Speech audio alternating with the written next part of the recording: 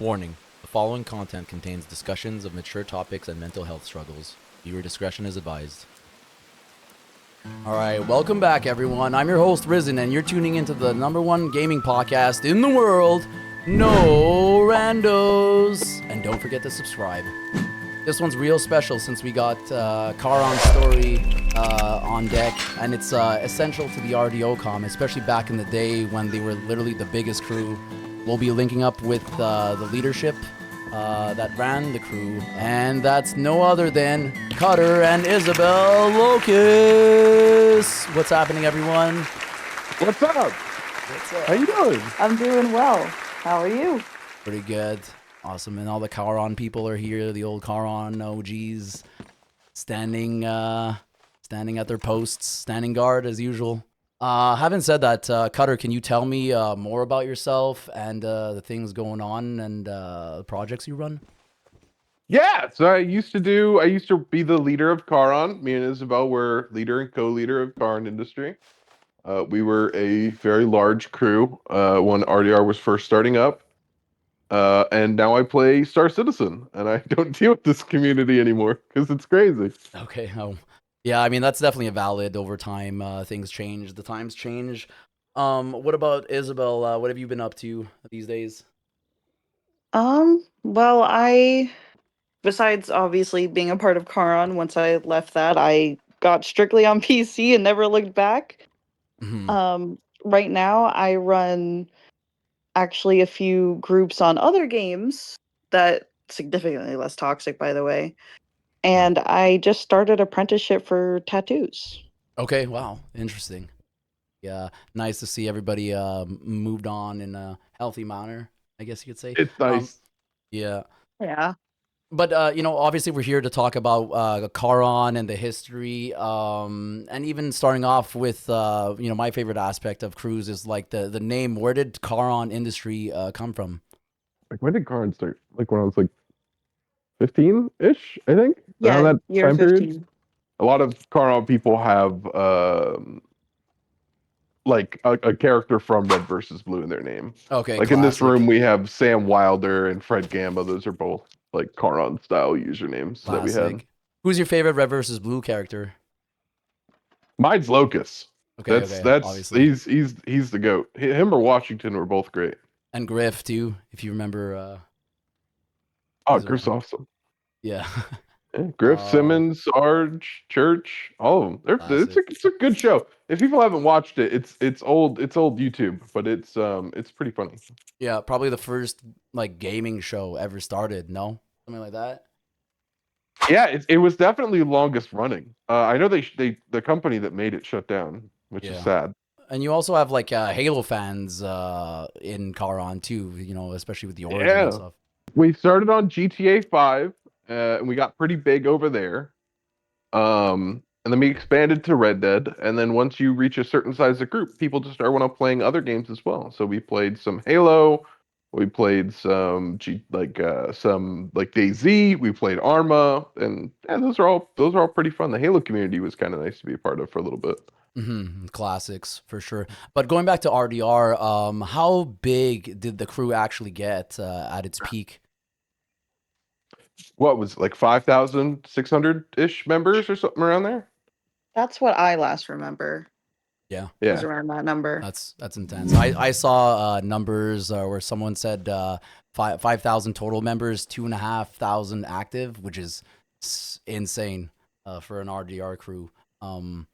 Even back then, the numbers were higher. So kudos for raising such a big community, and obviously you were a part of a lot of people's lives in the game, big influence. Can you talk to me about like how it started, how the crew started itself, and how did you get the idea to do it? Originally, it was me and two other buddies, and they were non-cryptic and Astion, and Astion was still part of the crew for like all the way up until the end. Mhm. Um, and we just wanted to be like mercenaries from Red versus Blue and just like do shit and help people. And we found out that way more people wanted to join than people actually wanted to help.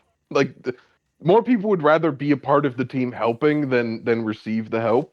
Mhm. So it just kept kind of snowballing.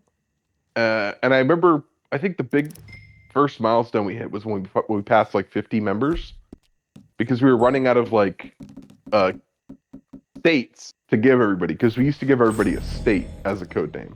Because in Red versus Blue, there's Agent Washington, York, Texas, whatever. Okay. We ran out of states, and then we were like, "Oh, we might have to rethink how this is structured." Interesting. Um, yeah, shortly after that is when it was a meeting on GTA. That's where I first met Isabel's crew that she was a part of. Okay. Um, and she slipped a spy in our shit expeditiously. Okay. And Isabel, can you talk to us about that? Yeah, I'm gonna be honest, I don't remember much about the crew I was a part of. Um, Mhm. what I do remember is I was pretty far up into it, and they had an interest in, I don't know if it was to fight Charon or take them down or whatever. Me going to that meeting, it was supposedly to be an alliance meeting with the goal of infiltrating. Um, Classic. so I stuck myself in there on another account, and I was there for like how long? Like a few months. Um, before I was like, wow, my group really sucks, and I want to dip out of this. And that's when I came clean about it. So going into Red Dead, what was your vision for Charon? just to continue the same things that we were doing. We didn't even kind of understand that we would become kind of the powerhouse that we did. At least when we first started, I don't think that was the intention at all. We just wanted to get established in the community early on, and we very quickly learned, oh, we're the only people who have our shit together so far. And because of that, like we were able to put in a strong foothold and kind of never lose our position as like one of the biggest because we were one of the biggest day one because we came over here from GTA ready on launch day of online and just had a fuck ton of people already ready to go. Okay. And with that, because you were already pre-established on GTA, you had your logos going and whatnot. Changing your style going into Red Dead. Can you explain to me what your inspirations are? Because I know that you have Western inspirations, right? Yeah, I mean, you know, you with the Western genre, I mean, you kind of have to change at least some of the premise of what your kind of group is. Hmm. So I don't know. I mean, I took inspiration from like, I mean, you could look at like the Pinkertons are like kind of a good example of like kind of groups that operated around that time period. Like there were kind of mercenary style organizations around there, but I think the the Western genre is a little difficult to operate a big group under. At Okay. least, like I think GTA is more suited for that with like military stuff. Oh And yeah, yeah. I mean, in the other one, you got jets and shit. Here, you just got at least I appreciate in RDR the cards and stuff. Like I think that added a lot of variety to Hmm. Red Dead that otherwise wouldn't have been around. I think that made it 10 times more interesting to have different strategies to combat. But there were only like three viable builds, really. Painted Black, SNS, and Slippery Bastard. And obviously Focus, another one people were Yeah. picking. Well, we would, man, I mean, we would have focus fire on, we would have one person in each posse running it and just running that shit constantly Hmm. because it transfers over to other people. Hmm. But I mean, yeah, I mean, but the main three are still, it's a great utility, but it doesn't stand out on its own. Hmm. Yeah, I think exactly. some people build their builds around focus fire. More Does snipers, your especially. Yeah, Isabel, I think you have focus fire build, I think. Yes, it was always a Yeah. focus fire build for me. Yeah, Okay. because you have like this one hit fucking tank build. Okay. Cool. Yep. And who was the main like designer for your crew? How did you develop like the styles and like the outfits that you're wearing right now? Are you responsible for everything and how the crew looks, or Oh, did you there have were help? definitely revisions to the outfits that took place many times, many Okay. late nights of debating the fit of this crew. Okay. Yeah, I mean, it took a while to kind of land on what our design wanted to be, and I know we changed up the GTA one more times than I could fucking count. Mm-hmm. That was But my at fault least though. the Red Dead one was generally it was pretty good. We nailed it pretty early on and just stuck with it. And I think a lot of crews in the community took some inspiration from the Charon uniform. Okay, yeah, you had definitely had influence from your art style for sure. And the color now that you ended up going with was black and gray, or with some. I'm seeing some red, seeing some burgundy on some of your guns and stuff. What are Oh your colors? yeah. I have on my guns, I don't know about other people. I know Isabel's has a bunch of red on it. Can I show off? I got some cool. Go for it. Yeah, I've got a This has flex. been my Wait. Schofield. I've always used a Schofield and a sawed off, Okay, interesting. Oh, they look clean. which is a little bit unorthodox. But Oh, black I've wraps. always Got black wraps. I do. Ooh. All right. All right. All right. Bet. Respect. Is that rare nowadays? I don't know anymore. Black wraps are on the Kark. Here, let me step out. Let me I've Yeah. always step wanted those out. black wraps, but Yeah, I think I have the black wraps on the boat too. nice. It looks clean. Yeah, I didn't see that. Nice. Yeah, I can never have those, but they look clean. And Isabel running the focus build. Is with the Dude, well, that's an thank you. interesting You might block. too. Pull out your block. Oh, okay. Pull out your rolling block and Yeah. oh, that's pretty. Sorry. Excuse me. I'm backing up. I'm Looking getting out of the good. way. Looks good. Looks good. And My shotgun knife too. It's dirty, but yeah, it's old. Yeah. Nice, nice double shotgun here too. Looks clean. Yeah, some pretty stylish fits. Southern's rocking the blue everywhere, all around. Oh yeah, old Guardian fit. Old Guardian. Yeah. Yeah, the main uniform was always black and gray, but depending on if you were guardian or hunter or whatever, there would be the colors of red, blue, so on, Mhm. depending on what it was assigned to. Okay. And that's how Okay. you Yeah. would tell them apart. Hmm.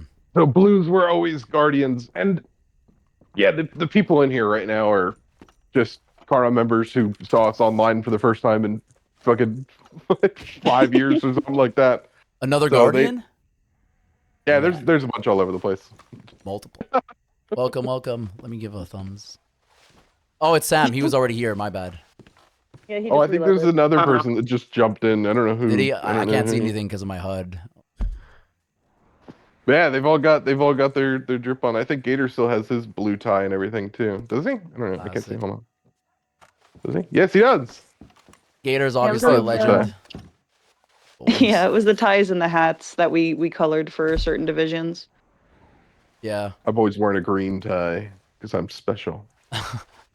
Can y'all talk to me about the big names that were recruited into Charon at some point? Like anybody that people wouldn't recognize?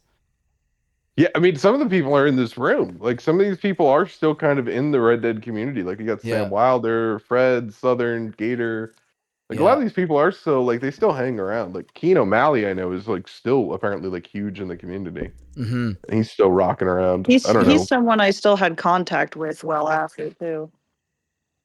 Yeah, I don't know what crew he's in or what he's up to nowadays, but I know he's still around somewhere. I believe he's still in Gaia. Yeah, most Kara members Ended up in Gaia. after Okay. we shut down, most Kara members went to Gaia. Mm-hmm. Yeah. And that's why Gaia is very similar to Charon, or at least how it was similar to Charon. I don't know if they're different now, but to my knowledge, I believe they're still pretty much the same. Yeah. Yeah, I think they are too. I think also Shelf too. Evil v Shelf was in Charon at some point. He went off to make his own crew. I don't know if you guys know who Daff is, but that was also a big No. name in your crew that he was in. Huge.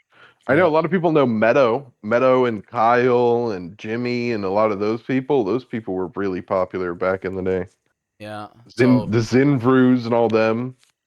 yeah, and at some point you told me like practically everybody was in Charon at some point during its peak. So that we're playing in. What was the most active Yeah. years that Charon was around? It was like The 2020 to COVID. 2024. Yeah. Okay. COVID was like the perfect blend for people to completely dedicate themselves to a video game online. Yeah. Yeah, a bunch of streamers started getting bigger and stuff. It changed a lot of the gaming industry. There was a bit of a People boost. just had fucking free time to Yeah. do nothing but argue online about Red Dead politics. Yeah. 2018 was pretty active too, though.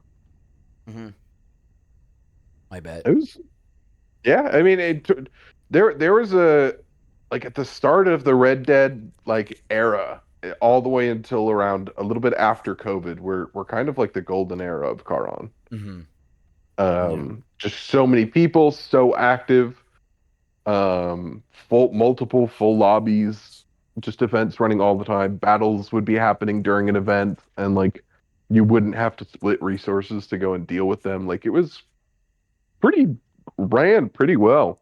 hmm Um, And especially when you hit like 5K members and whatnot, I'm sure like especially for you, Cutter, you're running the show.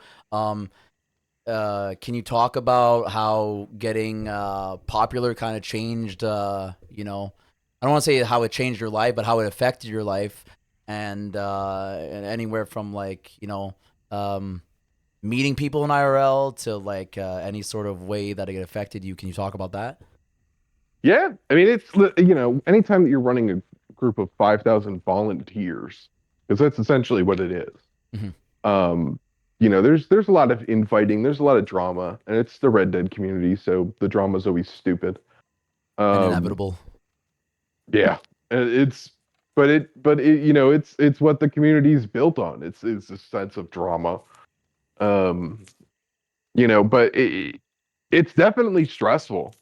Mhm. Like it's there's a reason why so many people in the community have like taken their own life. Okay. Um, Okay. it's Yeah. it's not easy, and you kind of feel responsible for a lot of people, especially when you're the leader of the group, and you do want to make your people happy. You do put a lot of that pressure on yourself. Yeah. Yeah. Um, Caron had great leadership that was other than just me, but a lot of the weight still ultimately at the end of the day came down to like me and Isabel.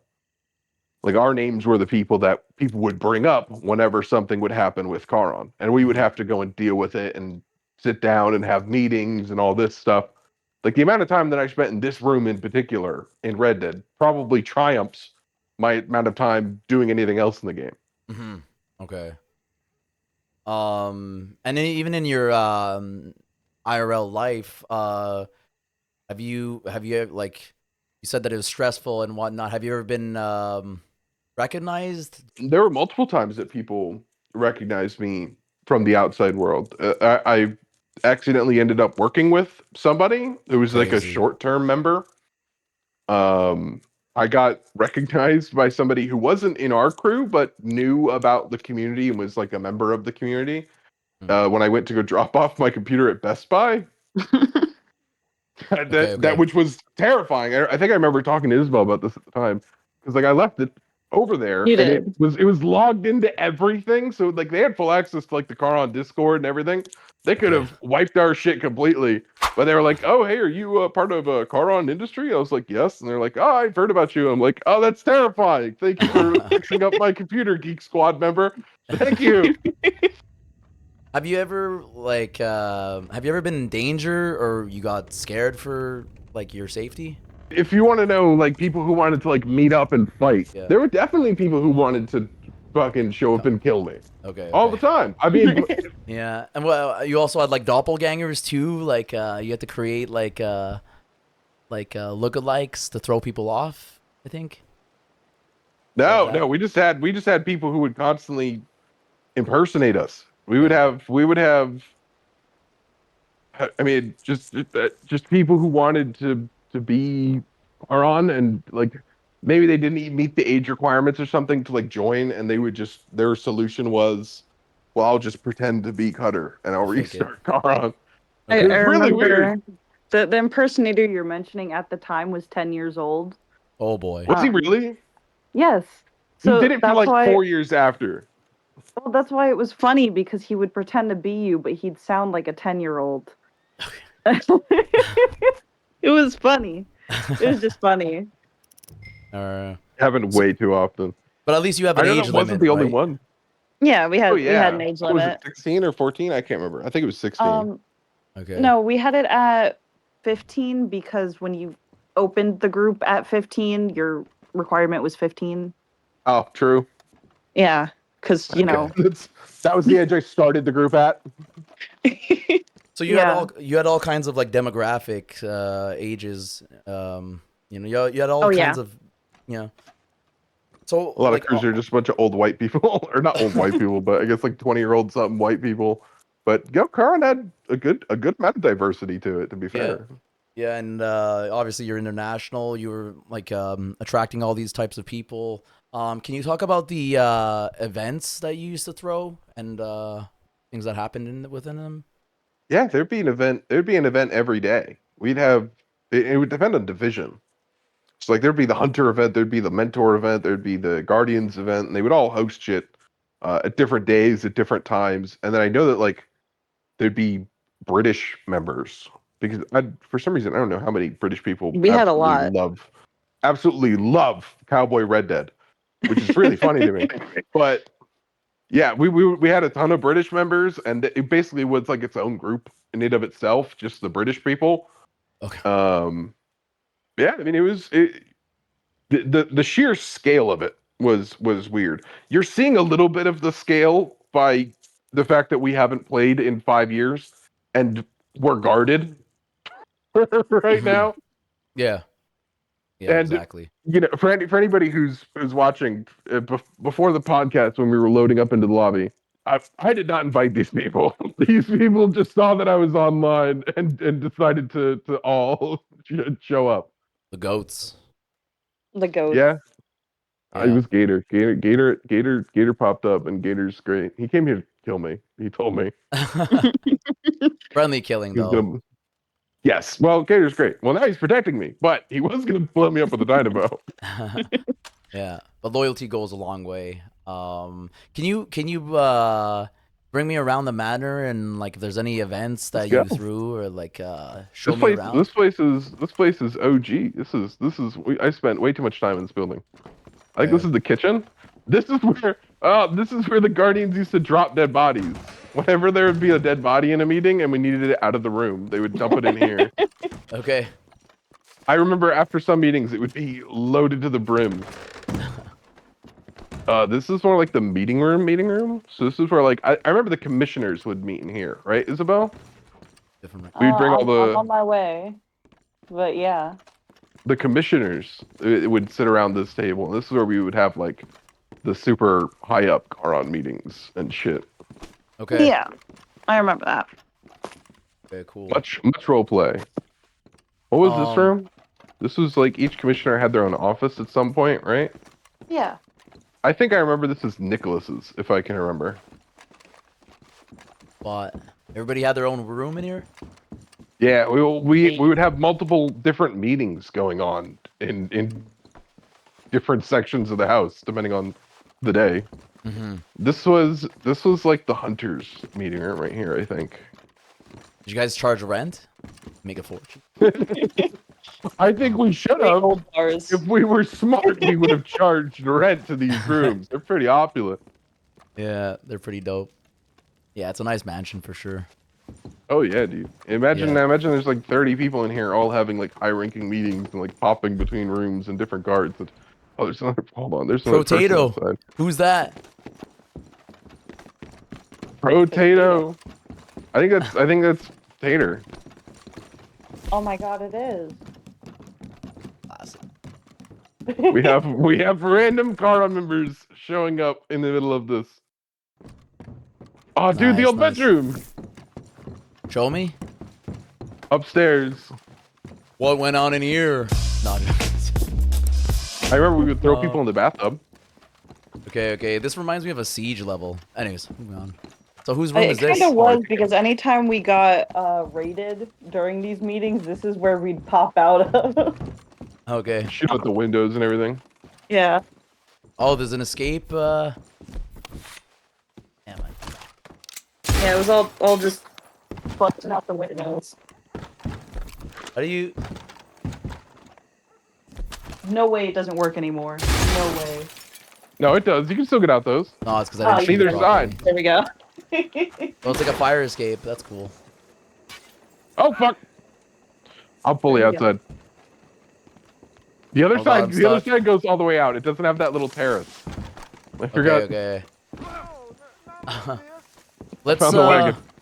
What about the porch here? You guys want to meet? Porch? Yeah. Near the back porch. Oh yeah, we do gotta bust out the window. Wasn't there maybe You have let's to go to be- we can go to the back porch instead. That works too. Yeah. Some wide doors.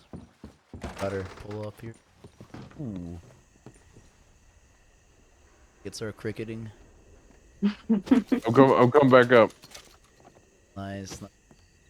So a lot of stuff happened here, I can tell, in the courtyard here. Oh yeah. We had our Fishing little jamborees. wedding ceremonies here too. Mm. Oh my god, I forgot about that. People got married. Oh Okay, my people god, got that's married? the Red Dead wedding. The Red Dead weddings. Oh my god. Did it end up like Game of Thrones where everybody died at the end, or is it like a normal wedding? I mean, if I was allowed to run it. People got close in Charon, dude. I mean, it was a big family to a lot of people. There were definitely bad moments, right? And I won't downplay those. A lot of them sucked. Like just the amount of drama and the community in itself was pretty toxic. The experience itself, at least with the Charon members and like being a part of that group itself, was super fun. Like Mhm. I genuinely enjoyed the time that I had with the people. Like we would throw fun events all the fucking time. Mhm. And I mean, at least the Charon High staff were kind of separate from a lot of like the low rank like day-to-day stuff that was going on. So like sometimes we would just be sitting here for hours doing like whatever shenanigans was actively going on in the community. Um and it made it a little bit easier. It just the actual good community that was a part of here. Um it it left a like a good stain on an otherwise bad experience overall. So talk to me how the crew worked, because it wasn't like you weren't only a crew that like goofed off and whatever. Like you had like I said, you're being like RDR mercenaries. You had protection going on for clients. You used to flood lobbies quite often, is what I hear. You chased some people out that were villains in the game. Can you talk to me about that? Oh yeah, we got rid of. I mean, at least one of the groups that I hated the most was William Powell Militia. Okay. Like Mr. Squidward and his group of fucking bastards. Like White Brotherhood was bad. They were toxic to be around. You can imagine by the name. I bet. Oh yeah. What were some other ones? I know there were definitely a bunch of groups that would pop up all the time. There was, Ian and the USSR people. They were so bad. There was a few others that kind of just came and came and gone real fast that I can't remember the names of, but when White Brotherhood went down, it was kind of like little imitations of them that would just pop up and go away. Yeah, CDR. God, what was that guy's name? CDR something something. I'm War Dog? War Dog. CDR Okay. War Dog was like he was part of USSR and he was around the community for a long time afterwards. And Okay. Okay. he was a little bastard as well.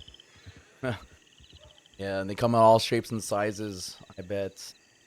Can you talk a bit more about your like recruitment operations? Obviously, like the influence has been running rampant in the com during its peak. Um, how does how do you get people to join the crew, and what does it take?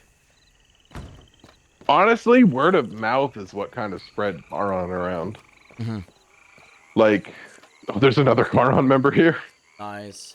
Who's VX Country VX? I don't even know who that is. Who is that? They have a black tie, so it's a low rank? I have no idea. We definitely had I mean it's a wild community. So it's difficult to deal with um a lot of what's kind of been normalized, at least now in the community. Mhm. Uh but I think we did a pretty good job of like just having a good word of mouth spread system of Charon. Like everybody kind of knew about us because we were so large, it was kind of difficult not to. We spotted most of the crews that would pop up like when they were first starting up. Mhm. And we had the three main divisions, which were the hunters, the guardians, and the mentors. And the mentors would handle everything with the new recruits. So they would handle all the recruitment, they'd handle getting them their uniform, they'd handle teaching them the basics. The mentors really were the recruitment division of Charon, but in terms of like interacting with the other community, the shadows were definitely what kept us informed about what was going on everywhere. And Isabel ran the shadows expertly. Okay. Can y'all talk about the ranks and how that works? Break down each one. Yeah, so when you first join, you're an initiate. I think that's what it was called. Um, and that was like you join the Discord. You're awaiting an application, and like the application would get looked through. They'd go through your friends list to make sure you're not associated with any of our enemies. Um, then you would get brought into a game. You'd attend a basic combat training. Then you'd be a class 1. Okay. And then class 1 through 5, you would be working your way through the ranks. Then you would join the marshals, which was kind of like a sub, like early officer kind of rank. Okay. If you passed through the marshals, you would then join the wardens, which are kind of like that proper officer-ish rank. If you made it through the wardens, then you were selected to become an enforcer, and those were the people that were in divisions. And there was a limited number of slots per division. So what did So they I think do? Sorry, what do the enforcers do? Or is it for PvP or? depends on what division they're in. Okay. So if you're an enforcer in the mentors, then you focus on recruitment and bringing people in and getting them their uniforms. If you're an enforcer in the guardians, you do like what these guys are doing here, where they're just guarding and they're It's kind of like protecting events. having like a general manager for the division. That's what they were. Okay. Yeah, and then you'd have the commanders, and the commanders would run a division. If you made it through the enforcer system, you would make your way, you would get all the way up to commander, and commanders would run that division. And then commissioners also each had kind of their own division to kind of look after. Hmm. Um, but and then it was me and Isabel above the commissioners, making sure that the commissioners were doing their jobs, which sometimes they didn't. Yeah. It's hard to look after everybody, and sometimes people do what they want, but I mean, I guess like you got to keep them in check somehow, right? And um, why you probably promote the ones that are loyal and that fit the vision of Charon, whatnot, Yep, right? That's honest. That's that is usually how how it it. goes. Well, not that There's a close. random down, there's a Oh, he's a random down random. below us. Oh my god, Randy. Hopefully, I don't I get think the shot in the Guardians. face. No, I think the Guardians are on it, man. I think we're not in a party with these guys or anything. Like these Guardians are just posted up around the mansion because they remember these spots, dude. It's very funny for at least me to see. I don't know about Isabel and Oh, he's got him on Mario. gunpoint. is he? Walk. Where is he? Look. I mean, look. Bottom right. He's escorting him out. He's escorting you. Walk. Hold on, I'm looking. Yo, Hold on, we gotta go to. no Hold on. shots were Hold fired. on, we gotta go. Hold on, I want to see. Is he getting walked? Is he getting perp walked? He's getting walked. Yeah, he's getting walked. He's getting getting perp walked. walked out. Everyone's jumping. I think you can see it from this side. Everyone's moving in. Walked Yeah, they're out. just walking him out the gate. Ain't no chilling here. All right. Escorted out. Dude, this is what it was like every day, man. Like just Yeah. it was impressive. Like I have to give credit to like the people who trained the members of Charon. Like I don't have the patience to teach them how to do all this all the time. They like You kept the tight ship. it kept itself after a certain point. Charon is very much a story of like a snowball effect run awry. Mm-hmm. It grew itself really more than growing we had to do, at least until the Zumi fiasco video. Okay. Once that video came out, that changed everything about this crew. It was like a supercharger for your recruitment. Oh my god. We were already the biggest. That video came out and it made our previous high look like our starting days. We went from like 700 active members to that 5,000 number really quickly, way quicker than we were initially expecting or were ready for. So yeah, that probably had its complications. How did the crew change in that aspect when you're scaling up? What kind of things were different? Oh, Oh, I love That's it. hilarious. Oh, that's who got murdered? I have no idea. good. Looking at the username, actually, it looks like probably a new community type thing. Evil outcasts. Evil Vitaz, yeah. That sounds like a community name for sure. It's okay. I got 4 motherfuckers with me right now who are ready to rock and roll. Oh, they might. I know that crew. They might pull up. Do you know them? No, but I know that I know about them. Evil outcasts. Yeah. Are they well known? I wouldn't say they're well known. They're newer, but like I recognize them. Oh, okay. Yeah, I don't. It just that like username format has been a thing for like since the game came out. So Yeah. Do very you remember apparent. the people who tried to get the shortest gamer tags possible? Oh yeah, that was funny. I love that. 3 letters, 4 letters were worth a lot of It money. was Usually 4. apparently. I don't know. I never understood the appeal of it. I thought there were way cooler names than XVV. It just You'd looks be trying to clean. announce to that person in the middle of like a battle or something to go do something. You go do this. I have no idea who you're talking to. They're just a fucking bunch of syllables strung together. Did Charon actually have a naming convention, or everybody was allowed to have their gamer tags wherever they want? We didn't force anybody to change their names, but a ton of Yeah. people did. Okay. I think we preferred for people who were going on the Legends page to have a Charon username. Mhm. But aside from that, we didn't really care. Okay, so with the Legends page, what is that? That's just we would keep members who had left a pretty substantially good impact on the crew. We would enter them into the Legends page. Oh, it's like a Hall of Fame thing. Yeah. There's so many Charon members here. I'm so sorry. Oh my God, there's more. Come out front. Come out to the front of the building. There's like 10. All right, it's time to go for a little stroll then. Yeah, let's walk around the back in the front. Like Either a Green way. Day Oh, video. very nice. Sorry. Yeah. We can go by the old mansion too. Ugh. Yeah, I'm not All shitting. right. There's a fuck. I forgot how to run. Cafe. Oh, there it I is. can't yeah. tell. It's been a minute since we've been back. Closing the door on y'all. Oh, I'm walking out. We're walking down the street. Oh, should we go to the backyard? It's up to you. I forgot how to get out of here too. Let's go to the old mansion. I'm I'll gonna figure it out. You'll just figure it out. Break a window.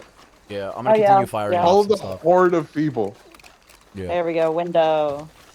Woo. Horizon. I don't know half of these people. Okay. I don't know We're who. still I don't know chill. who Potato or V Country is next to you, but those are apparently Gara members. They're my boys. I just gave them to you. I have a mini Oh, you're posse restarting within- Garon. Have fun. Feel There- free. Okay. Take the name. Do what you want with it. Okay. I will definitely get to that later, for sure. But yeah, the Zoomy video fiasco. I mean, that guy was a big content creator back in the day, and the video they made on you went pretty big. Got pretty big there. So you know, it's crazy to see the. Oh, let me just run faster than anybody. All right. It's crazy to see that kind of aid, and then during a time where you were already booming.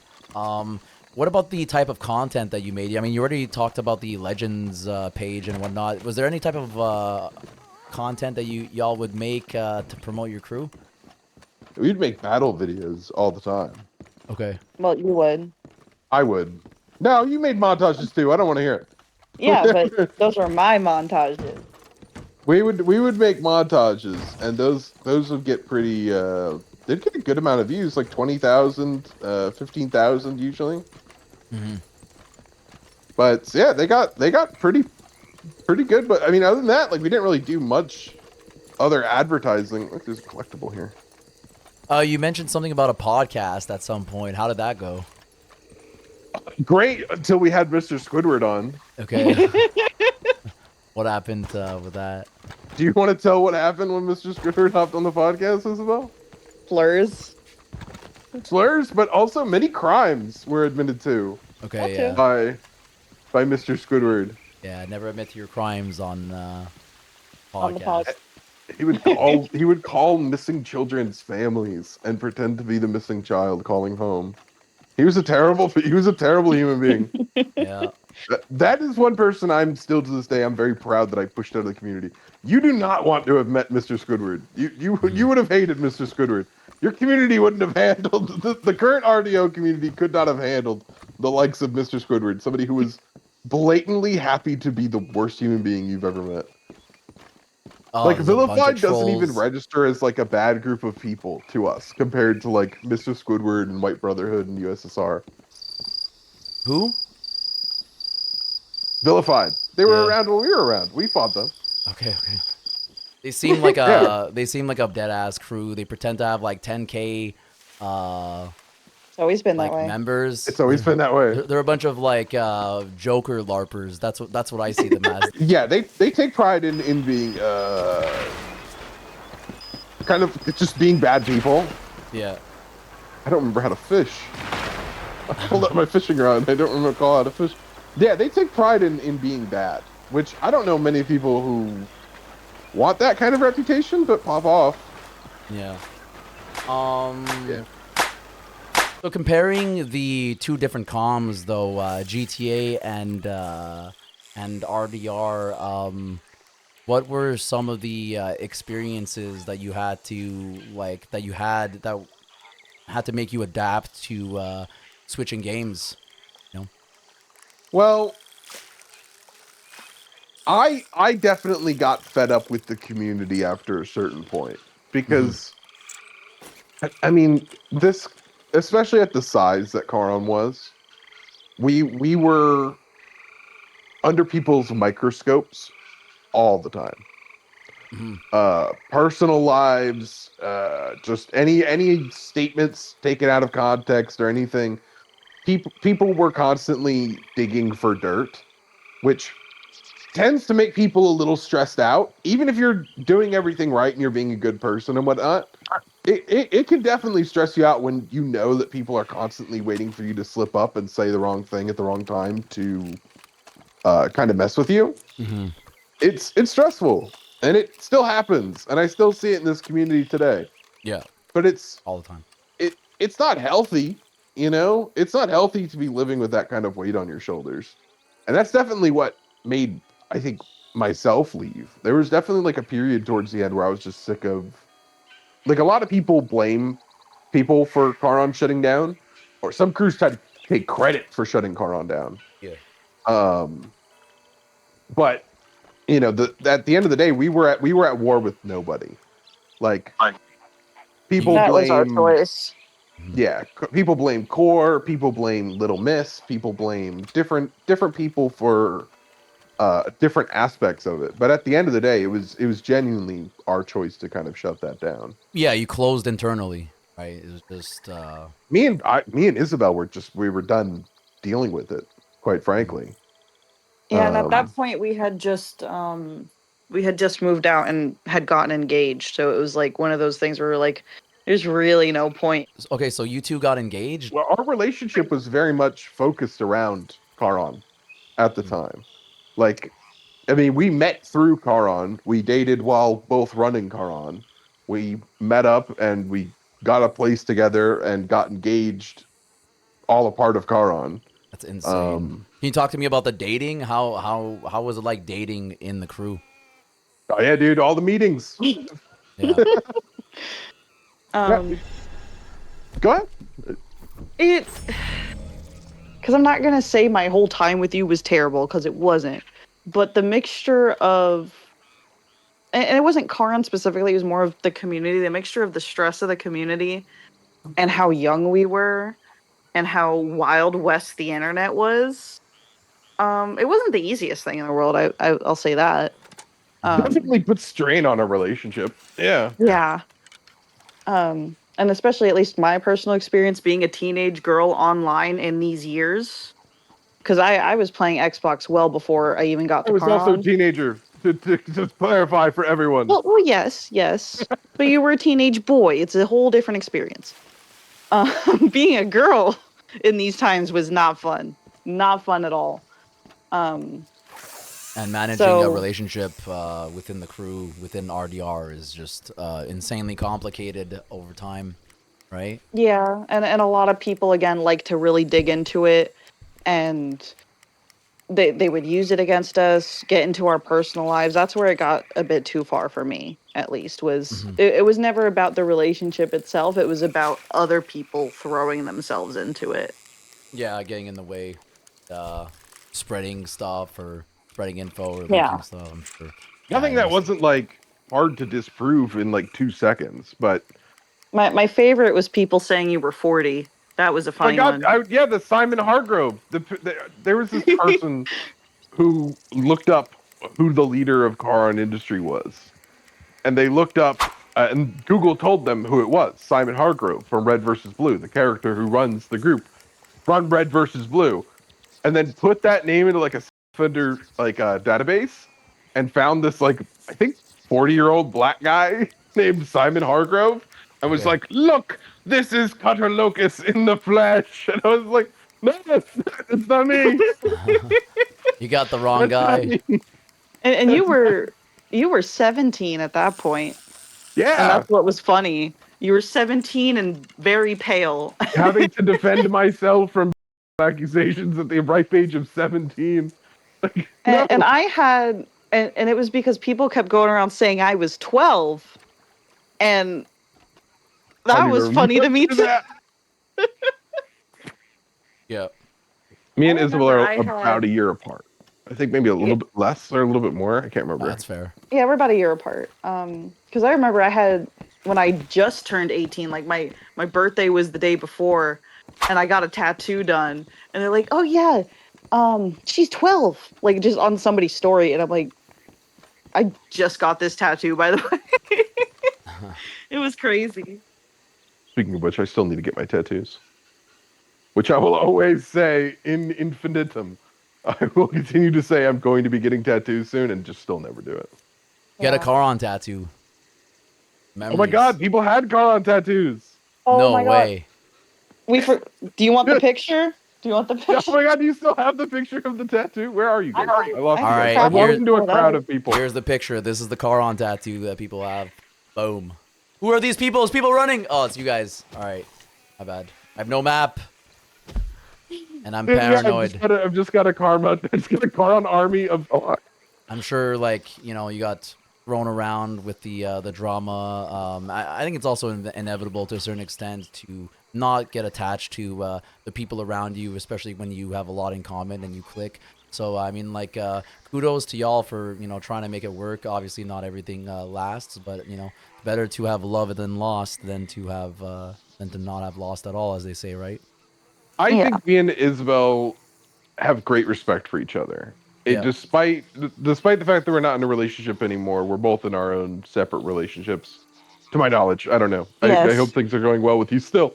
I mean, we haven't Yes. talked in a while, but yeah, we're both doing well, and like we both wish the well, wish Hmm. each other well. Yeah. Um, you know, there's never been any bad blood between us, which is kind of weird for like relationships in general to like have no bad blood between each other. Okay. But like, I think with us, I think it's more of we were just kind of really stupid children that and I think we attached to each other just for, the traumatics we've been through. At the end of the day, you probably should have just been my best friend this whole time. oh yeah, That's what it should have been. And I think Simpler. that's I'm why pretty we're good where doing we're that. at now. Yeah. Stay friends. Yeah, Yeah. it was definitely a lot of again, you know, a lot of our relationship revolved around the crew. You know, I mean, we didn't go on dates as much because we were focused on running shit for Charon. But what about like living together? When how did that? That was oh yeah, that was after. My bad, It my would be bad. back to back going to Charon events. So Charon ends, and you guys were engaged at this point. You literally moved in together. How did that change? And can you talk about that? Isabel, Um Isabel? I'm the one that ended it, and it was a combination of things.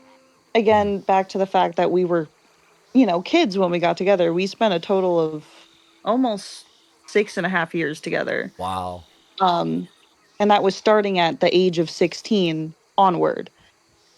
So it was just kind of like a combination of I I felt like we didn't really, not that I didn't know him, but I didn't we didn't know each other in the way that would make a relationship work because we were children playing a video game at the beginning. Hmm. So a lot of it really just revolved on, well, oh, I like you, but we didn't actually consider everything that it took to really, be together like that. we And grew up into different people. that too. Like we're very different people from the people we were at the beginning of the relationship. We're very different from the end of the relationship, and we're very different from who we are now. Hmm. And But and that's what happens when you go from being literal 16-year-olds to an adult. You change a lot. Um and I think that's something that really affected us was the amount of changes. And also like Uh, meeting for the first time through games and just growing together at a distance, like virtually, it probably has an impact too, right? It's not necessarily the most organic thing in the world to kind of just meet up and in game and just like live your lives through that, right? yeah. Yeah, it was yeah, just like, oh, it was just at the end of the day, how people are like, "Oh, it's in high school, it's never going to last." That's kind of we were one of those percentages there. Yeah, yeah. yeah, I mean, we literally definitely everybody. contributed. We made it a while though. Oh Still yeah, more, yeah, definitely more stable than most high school relationships. Yeah. and RDR relationships too. Like all Oh of Oh, yeah, them, oh you meet yeah. all of I them. still see the drama going on. I check Instagram stories every now and then, and this community horrifies me to this day. Oh dear, can only imagine. Um, and I did have Let's go walk some, through the city. Let's go walk. Let's go for a walk. yeah. And I had some pretty heavy life events happen as I became an adult as well that really just solidified that I wasn't ready, I wasn't ready and able to do this. Hmm.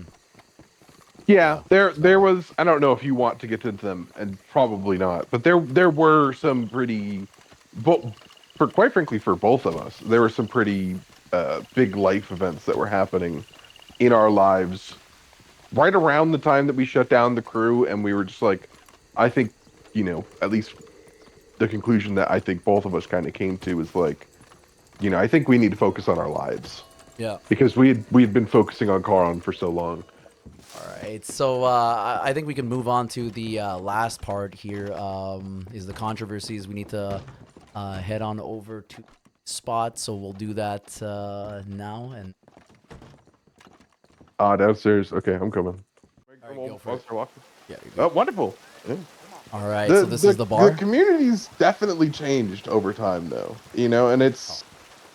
I don't know if it's worse than it is.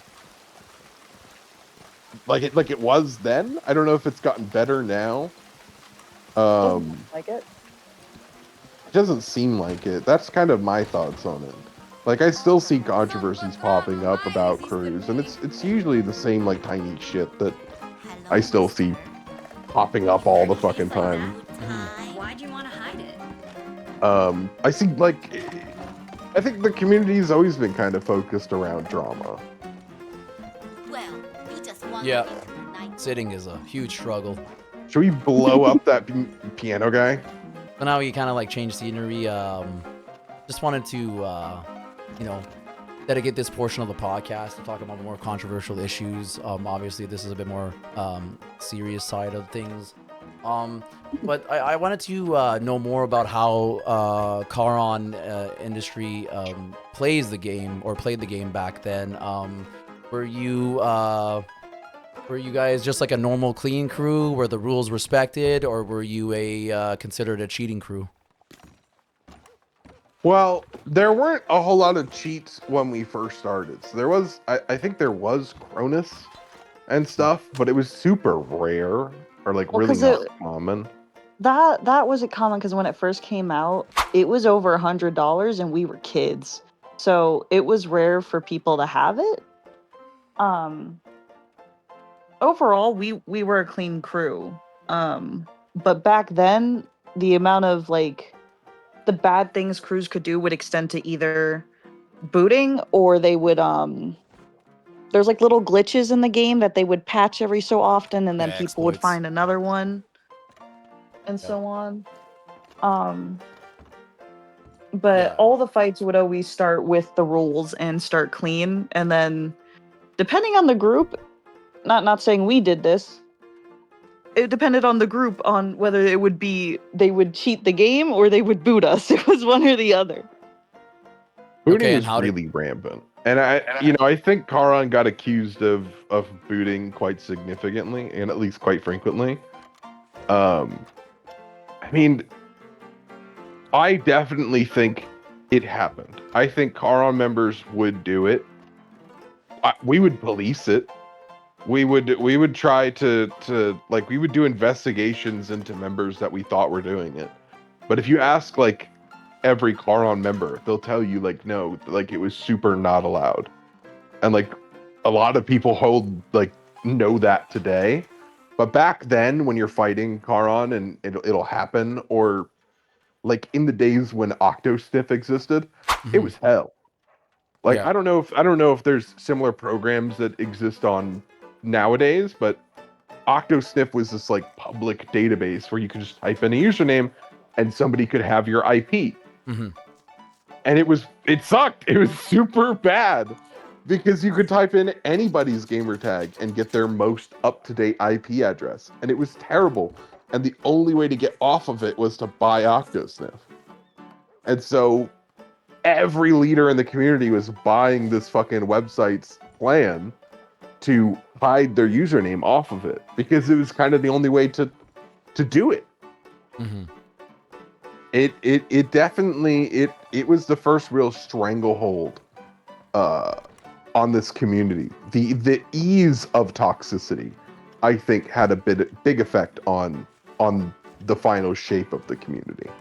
Because booting was so easy to be done on Red Dead, I think booting crews grew because of that.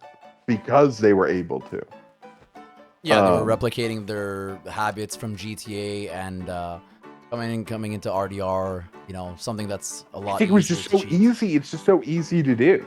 Mm. You know, it takes the knowledge of two websites, like a free booting website and the knowledge of the OctoSniff website, and everybody already knew about those.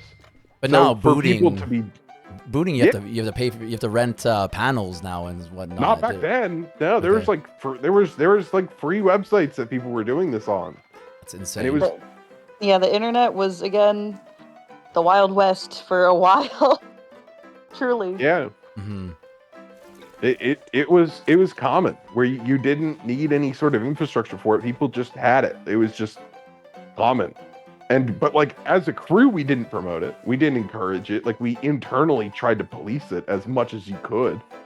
What about you? Did you ever boot anybody? I never did. No. Okay.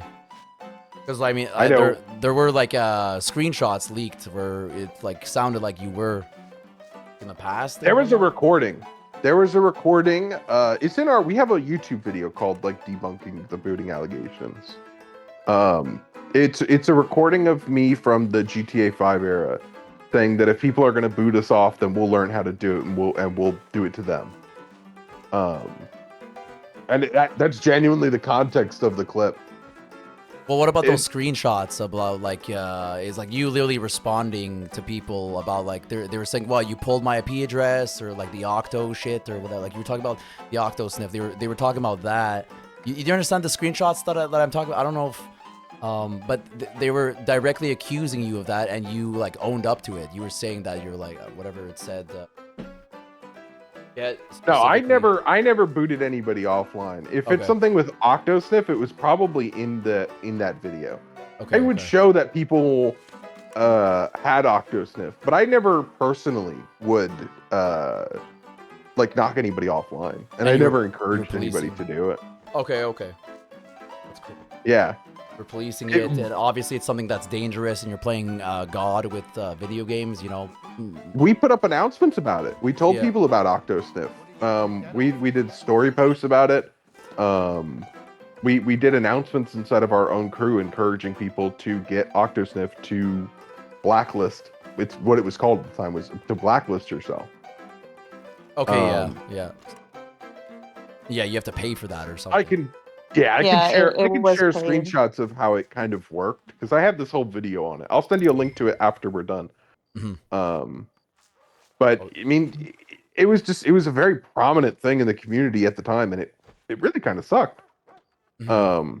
It made everything way more toxic. You know, we never did any like doxing or anything like that. You know, Charon had a huge information network that Isabel ran. We definitely had information on people, and the amount of times that we would get some juicy shit and not do anything with it because we're not shitty people was immense. Yeah, it's all lost in my personal Discord server. Anything I came across, unless it was a legitimate crime, I'm like, it doesn't matter. It was simply there kind of for our own protection, just in the sense that we did get doxxed and swatted quite a bit. Mm-hmm.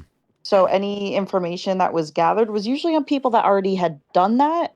In the event that it happened again, we actually could go to the police and do something about it. Because usually when it came to doxing, at least back then, I know probably now it's a lot easier to figure out who did it. But back then, you just had to hope they admitted to it. And even then, if you didn't have like a name or a location, the police weren't able to do anything about it. Yeah. So that's what that was. Most of that, it never reached the surface unless, of course, it was again like a crime that I'm not going to say for your YouTube purposes, but I'm sure you know what I mean. Mm-hmm. You know, and especially because of the size of Charon, it was so hard to not attract the idea of controversies, because I mean, we were huge. Yeah. The people aren't going to fight us in game, and a lot of people, and you know, you probably know this as well, because of the way that the Red Dead community is structured. Like, people, there's no winning factor to a Red Dead fight, which is why people resort to booting and try to make it as frustrating as humanly possible for the other side. Mm-hmm. Because there's no like set in stone like kind of win condition for these kinds of fights, it blends itself well to have that kind of toxicity be involved in the community, especially when you're facing a much bigger crew. Because, you know, if the options are fight 5,000 Charon members or make up some shit about them on Instagram, which one are you going with? You know, it's way easier to attack somebody's reputation and have them try to play and defend it than it is to genuinely fight that crew. And It I had explained it. Sorry, I had explained it like back then that what I think it boiled down to, and what some people did admit to, was nothing, like no amount of fights or raiding or whatever was going to shut down our crew. Because again, at the end of the day, we did it because we wanted to do other things. Nobody could actually do anything about us being up. So that's what really invited it. Was, well, the only way to get them to quit is to literally get into their lives, make them quit. And I think that's also, yeah, and that's where the doxing and the swatting and all that came from, was just attempts to get us to leave the game, frustrate us entirely. Yeah, run you out. And you know, Pretty we've much. had conversations with people who did that to us in the past. I've gotten a lot of apologies over time from people who did some pretty terrible things to myself and to Isabel. People who have apologized for swatting and were like, I really was just getting attention. And I've talked with them since, and you know, I think we're on a bit better terms now than we were when all of that was going on. Okay. But definitely there's been a lot of people who have had it out for us, and a lot of them feel kind of bad for how they treated us, at least now, which I appreciate, and I think that shows a lot of maturity in the community. But I'm sure shitty people have taken their place just the same. I remember warning Sober and warning Coffee and being like, you know, I see you guys are trying to go down the same pathway that Charon laid, you know, Charon uniforms, Charon ranks, Charon divisions. I don't know. You were like, it sounded like your voice was lagging before, but I think it's fine now. It's Oh my god. maybe it's me. I don't know. I put the vape away. No, it's not. It was like a It was You're like on the actual... VPN. You're on the rented. I'm on a VPN for life. Never again. Dude, yeah, dude, that's how it goes. Dude, you're still in this trauma hellhole. We escaped. We're free. It sucks. It's tough out there, man. I'm sorry. We've been there. We've been in your shoes. You know how many people were trying to DDoS us every day, man?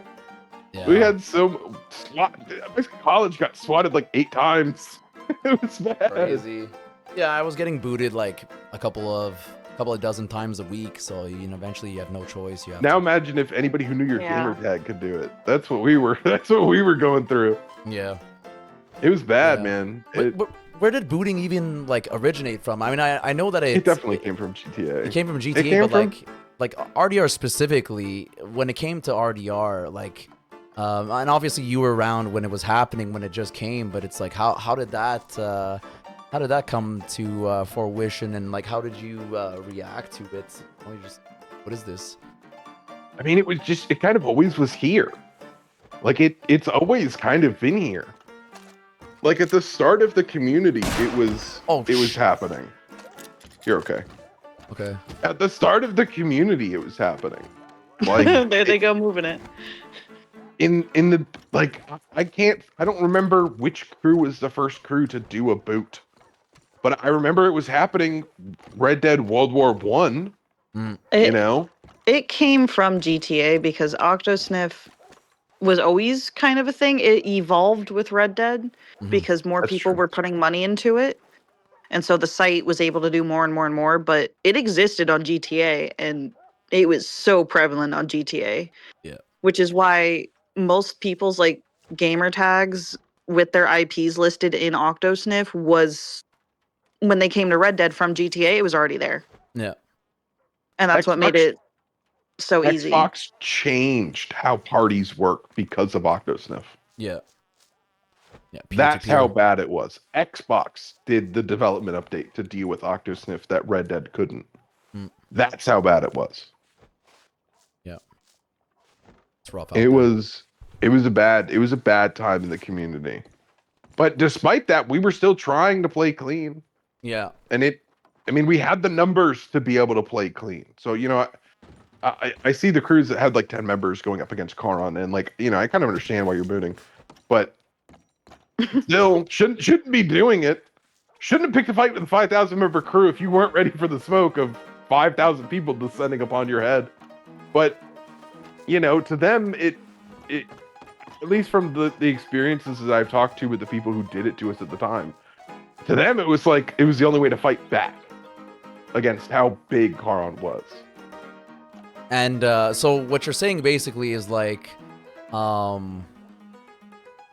it's really like the toxic crews can kind of thrive more in RDR, like RDR.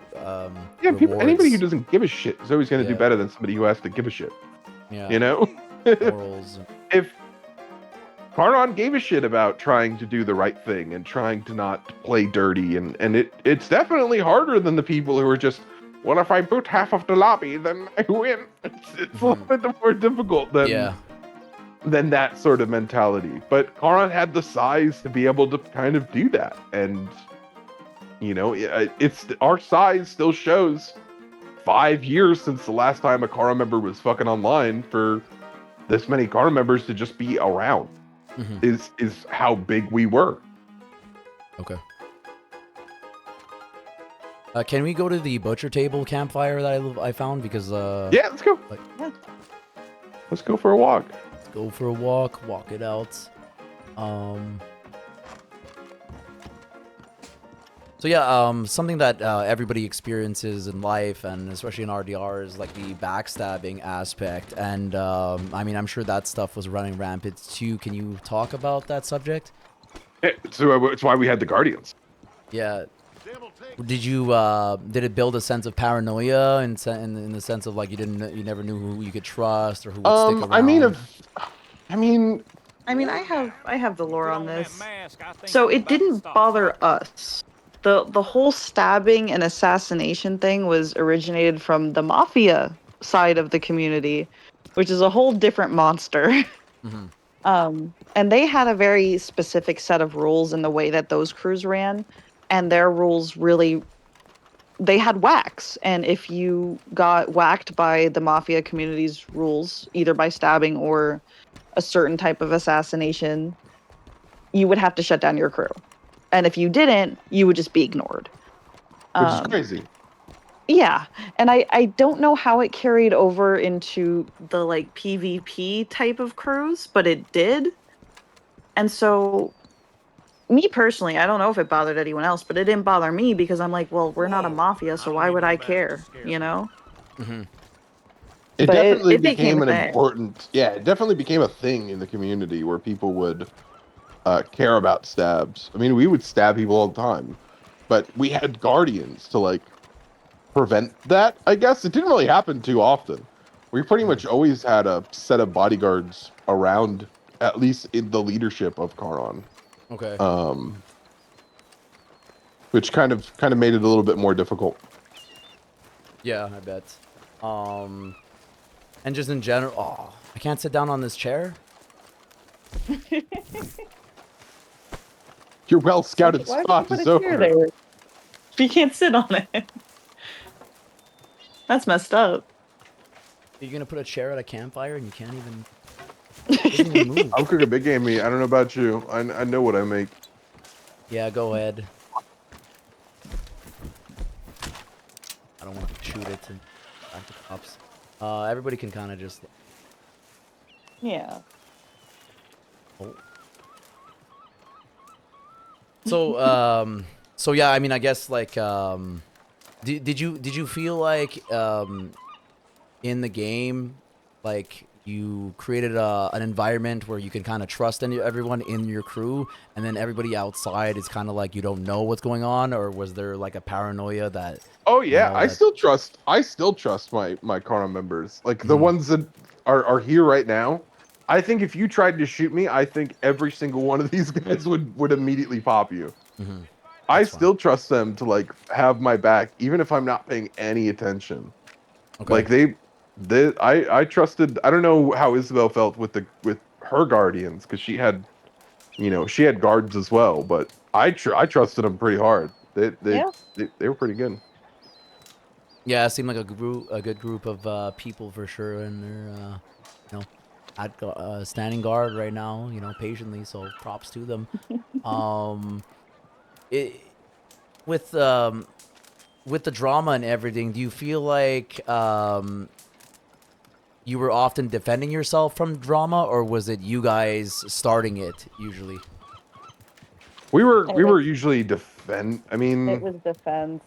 yeah, Because there was obviously drama, like again, um, when it comes to like the booting issue you mentioned, like we had a lot of members, we tried to police it, but obviously you can't control everybody. And again, I'm not going to say nobody did, but when one of our members would do that, or they got caught doing it or whatever, it immediately was like, well, you guys, it was never directed at the member. It was directed at us. Yeah. So there was instances of that where like members would do something and we'd get blamed for it, even if we removed them, even if we did something about it, if we kicked them out of the crew, whatever, still was our problem. Mm-hmm. And then again, how I mentioned earlier that, because we were so big and there really wasn't a way to get us off, rumors. There was rumors that Cutter was 40 and I was 12. Mm. Absolutely insane. Classic. Yeah, classic. There was just rumors about all sorts of things just like that, just especially with Instagram Mm. at the time, because Instagram was also not policed. It was still kind of like a fresher app too, so you could say anything Still and is. nothing would happen to your account. Yeah. um there was many times like our faces were taken and put onto very suggestive images, which was not the greatest Mm. considering we were 17. Yeah. um just it was a whole lot of yeah. defense just from stuff like that.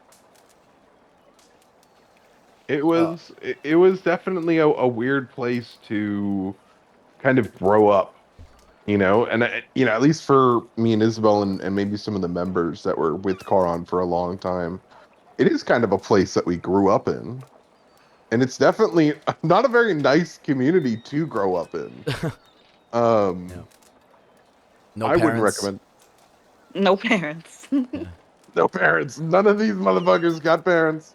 But it's just No, like it's when you're young and no one really knows what they're doing. You're just trying to link up and play the game and run the crew as best as you can, right? That's the vision, I guess. I think I could still have ran it for longer. Um, I think I'm in a much better place in my life having not. Hmm. I don't know how Isabel feels. I think Yes. Isabel's probably more on that camp than I am. That leaving Karam was the best decision for our lives. Hmm. Oh yes, it Um, was. this shit was like jobs to us, dude. Like Yeah. God forbid it was they found huge. out when my father passed. That would have I'm so glad I was not part of the community when that happened. I am glad that that did not like get out. That was a Yeah. rough time towards like the end of our relationship. Was there any like drama that standed out more than the other ones that kind of left their mark on y'all, or anything in particular?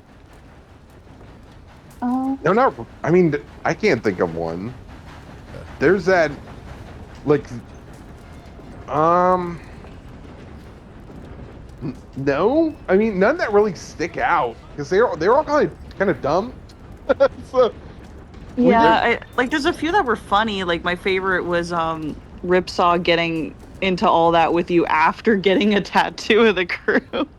Yeah, um that was funny. Only for him to be like, yeah, that was kind of dumb, a bit down the line. And there weren't really like a controversy that like, oh, it hurt Karon.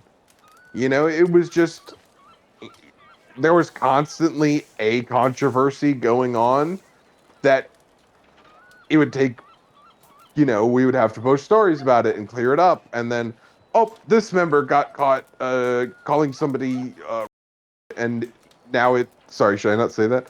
Sorry, keep No, going. now we have to deal with it because people don't like that word anymore, and you know, we would have to address like it, and that. we would have to, and it's just stuff like that, and it's like, who cares?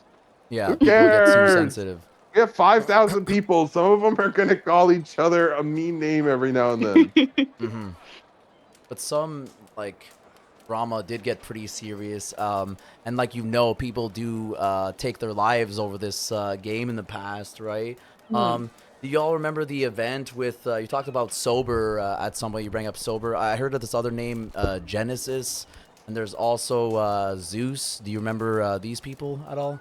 Yes, we remember people- Zeus. Okay. That would probably be a controversy, I guess. But you know, Zeus was somebody I talked to a couple of days before his passing. Unfortunately, yeah. Yeah. Yeah. And me and him had a very nice conversation, and I do severely miss him. And Zeus some people was have blamed me for his death, and that hurts to hear. Hmm. But like, you know, it's no real basis in reality, so it's not gonna, you know, affect me to kind of give it credence. It's just something hurtful that people want to be true.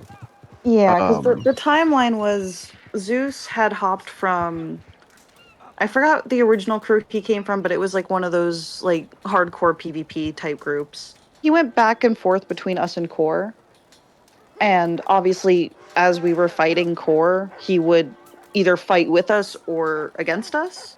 Mhm. But I considered myself pretty close to Zeus.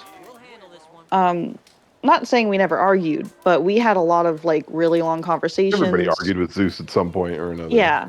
Zeus was a very like he was a good kid, but he was also very like rowdy. He was very easy to rile up. Okay. But we had a lot of like really long good conversations. I knew a lot about his personal life that we just spent hours running around on the map just talking about stuff. And I hate that people do blame it on the game. His struggles were a lot deeper than the game. What I read was that that it was Charon members that literally bullied him into taking his own life or something, and they're No. accusing Cutter of withholding information because they're saying that he could have stopped it, that you knew it was happening the whole time. I knew that Zeus was struggling with some stuff, Mm-hmm. and I definitely talked to him. I didn't know that he was suicidal, but Okay. I definitely had some conversations with him, especially towards the last few days where, you know, it did seem like he was going through stuff. But it wasn't the first time that he had. It was a rough experience, especially when I thought my count had died, because I was one of the people who was like messaging his family and being like, "Hey, how can we prepare like a funeral fund? How can we, you know, like get stuff set up?" And then people in the community are sitting there. Oh my God! Get him! People in the Get him! Get him! Get that! Oh, is he dead? Oh, he Oh, yeah. died. It's like 19 people around us. All right. Careful, there's a train coming. Train! Can we get on the train? Let's just get on the Let's hop train. Let's Let's get hop on the it. train. Let's go. Get it. Go, go, go. I'm on. Run, I just got hit. I just got. Oh God. Get your You're gonna have horse. to catch up on a horse. Get your horse.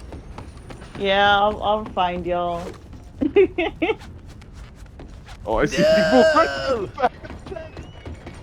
Pure evidence that I can't play this game no more. Who are we missing? We're missing a couple. Keen I'm is on my here. way. Look, Keen I'm on my O'Malley's in way. here. Oh my God, he Keen is. is here. Yeah. The boys. Keen is someone you should definitely talk to one of these days if you need to do another podcast. He's been in this community since forever, and he's had Nice. experience with almost every group. Nice. I think the name definitely sounds familiar. Keen is big in this community, so He ran with us for a long time. he has a Charon username, that Keen O'Malley. O'Malley's a character.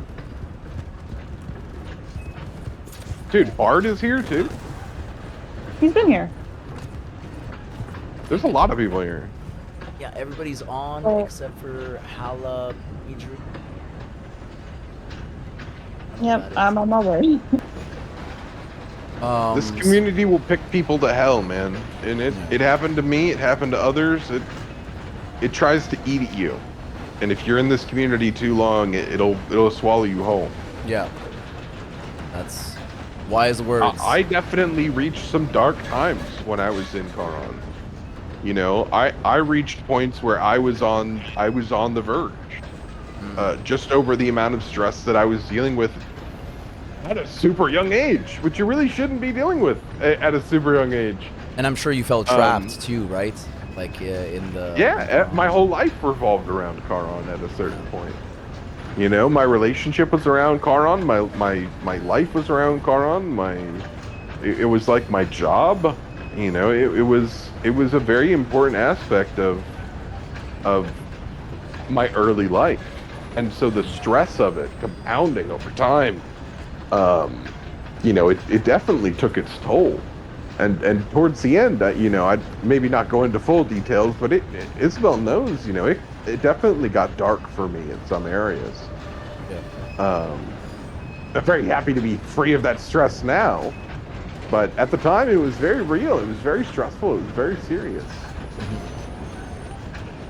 This community has an impact on your life that you may not see, especially when you're in it. You don't see how much of an impact it's having on you. And I'm thankful that I had a community there, and people that were close to me physically who were able to stop me from, you know, making terrible decisions. But it's stressful, and there are people that you can talk to, and you know, I talked with many of the leaders in this community that struggled with some of their mental health. And a good thing about Charon was that we were, you know, involved in helping a lot of crews. And that's something that a lot of people forget or is lost to time now. That's true. But we definitely helped establish so many crews in the community. Yeah. We would help them get their leadership. We'd help them get their rank structure. We'd help them find recruits. You know, if somebody wasn't a right fit for Charon, we'd send them to another crew. I mean, one of the main crews that is on the Red Dead community now is like Gaia, right? And Gaia, when we first started interacting with them, were the smallest crew in the community. They had like 10 Red Dead players. And, you know, after Charon, you know, they had a whole uniform, they had divisions, they had, you know, a rank structure, they had, you know, they grew into a miniature Charon, and a lot of crews turned into miniature Charons. Yeah, there's a little bit of Charon in every crew almost, like in terms of your influence and you know, the evolution of the game. Yeah, and especially the amount of people. Also, the interesting thing about your crew, like you said, you were underage when you started it, so obviously it's not stigmatized if you were, you know, recruiting minors. You know what I mean? You were, you know, trying to get kids on board, and obviously, you know, no one's telling you you can't do that. But can you talk about that impact of like having a certain amount of, I guess you could say, like youth and immaturity? I mean, we mentioned a couple of things before, but just like kind of put it under the microscope. We didn't actually have too many issues with people being immature. We didn't really keep people around like that that were causing issues too much. I think if I was going to do it over again, I'd probably just make the crew 18 plus and not have to worry as much about those sorts of issues of like immaturity and stuff. But you're you know, under 18 at the time too, though. But it's like right, which, you know, it was kind of impossible for me to sort of make Charon an 18 plus crew when I was 15 when I started it. Yeah. So, you know, it just kind of is what it is on that account. And I mean, like, most of Charon kind of just grew up with us. Like, yeah, we had people that came and went, but a majority of the people that we had when we first got bigger on GTA, yeah, it's the same people that came all the way through Red Dead. So these are all people that were within our age group. It was all around 13 to 18 at the oldest, Damn. and then they just all grew up with us. Okay. Would the problems for Charon be different if everybody were adults instead of kids? Yes. Okay. Yes. And in what sense? Like, how would it be different? Well, again, I think a lot of like what happened, especially in the community and all that stuff, is due to the fact that we were all children. All children that and especially when you're on video games like this heavily, most children that are going through something. And the internet kind of becomes an outlet of where you get to be not you. So you're going to deal with people like I said, you know, Zeus and Kai would be a good example too of people that struggled and would get on the game and allow themselves to be angry and this and that, and they would go back and forth. They'd feel angry one day and another day they're like, okay, that wasn't right. Yeah, they had trouble managing their emotions, which is a common thing. Yeah, and when you're a kid, you don't really know how to manage it. It takes growing up to figure that out. You know? So I think if, say, the group all started at adulthood for everybody, a lot of these like little petty dramas and issues and all that kind of stuff wouldn't have happened at all, because you can manage yourself now. You can manage your emotions. As an adult, you have to. If I was running Charon at the age that I am now, I wouldn't have had 99% of the stress that I did. Okay. Because I just simply wouldn't have given a shit. Like, a lot of it came down to protection of reputation and worrying about all those little things. And that's important now, when you're a kid. Everything, it's the end of the world. Everything's the end of the world. Yeah, so like, but now at 25, like, I don't care if somebody doesn't like me. I'm sorry that you don't, but that's rough. But I'm not going to change who I am. I'm not, you know, after a certain point, you know, it felt so restrictive, like just the way that we had to behave and talk and operate. You know, we were always locked in and making sure that, oh, no, don't say that way because it might be misconstrued. I understand what you're trying to say, but it might sound like this. So let's not say that at all. I had to be a PR manager at 17. Like, it was crazy. not fun. Yeah, you need a PR manager. Yeah. But you know, if I were running it again, you know, today, I wouldn't give a shit. Like, there's no reason to stress out about half of this shit. It doesn't matter. The only way that it matters is if you let it affect you. And we definitely let it affect us and our crew in ways. But some of these crews that are more toxic and engage in toxic behavior, the way that they can get away with it is they just don't give a fuck. But if you do good stuff and you don't give a fuck, that's the formula for being golden. Just don't be a shitty person and don't give a shit if people are trying to make you out to be one. Yeah. And then there's some. Sorry. I was just gonna say, I'd also argue that most people, at least in my personal experience, and just most people that have spoken on this, you also don't know who you are until you're like 21 and over. So you're also dealing with a bunch of kids that not only may have like issues at home and issues with their mental health, but also they're struggling with even figuring out who they are, what they like, what kind of people they like hanging out with, and just all of that too. It's a really messy combo, the internet and struggle. And the obstacles along the way. And there are some problems that you can't necessarily solve by not giving a shit, right? Like, I wanted to talk about excessive cyberbullying, kind of like what we were talking about before. Like, when is it too much? When is it crossing the line for y'all? When is it excessive? I think when stuff reaches outside of the game is when it's too excessive, in my opinion. Okay. But if I go beat somebody up and I you know, shoot them in the game, like, I think that's fair grounds. But I think if you're going outside of the video game to go and harass people, which happened to us all the time.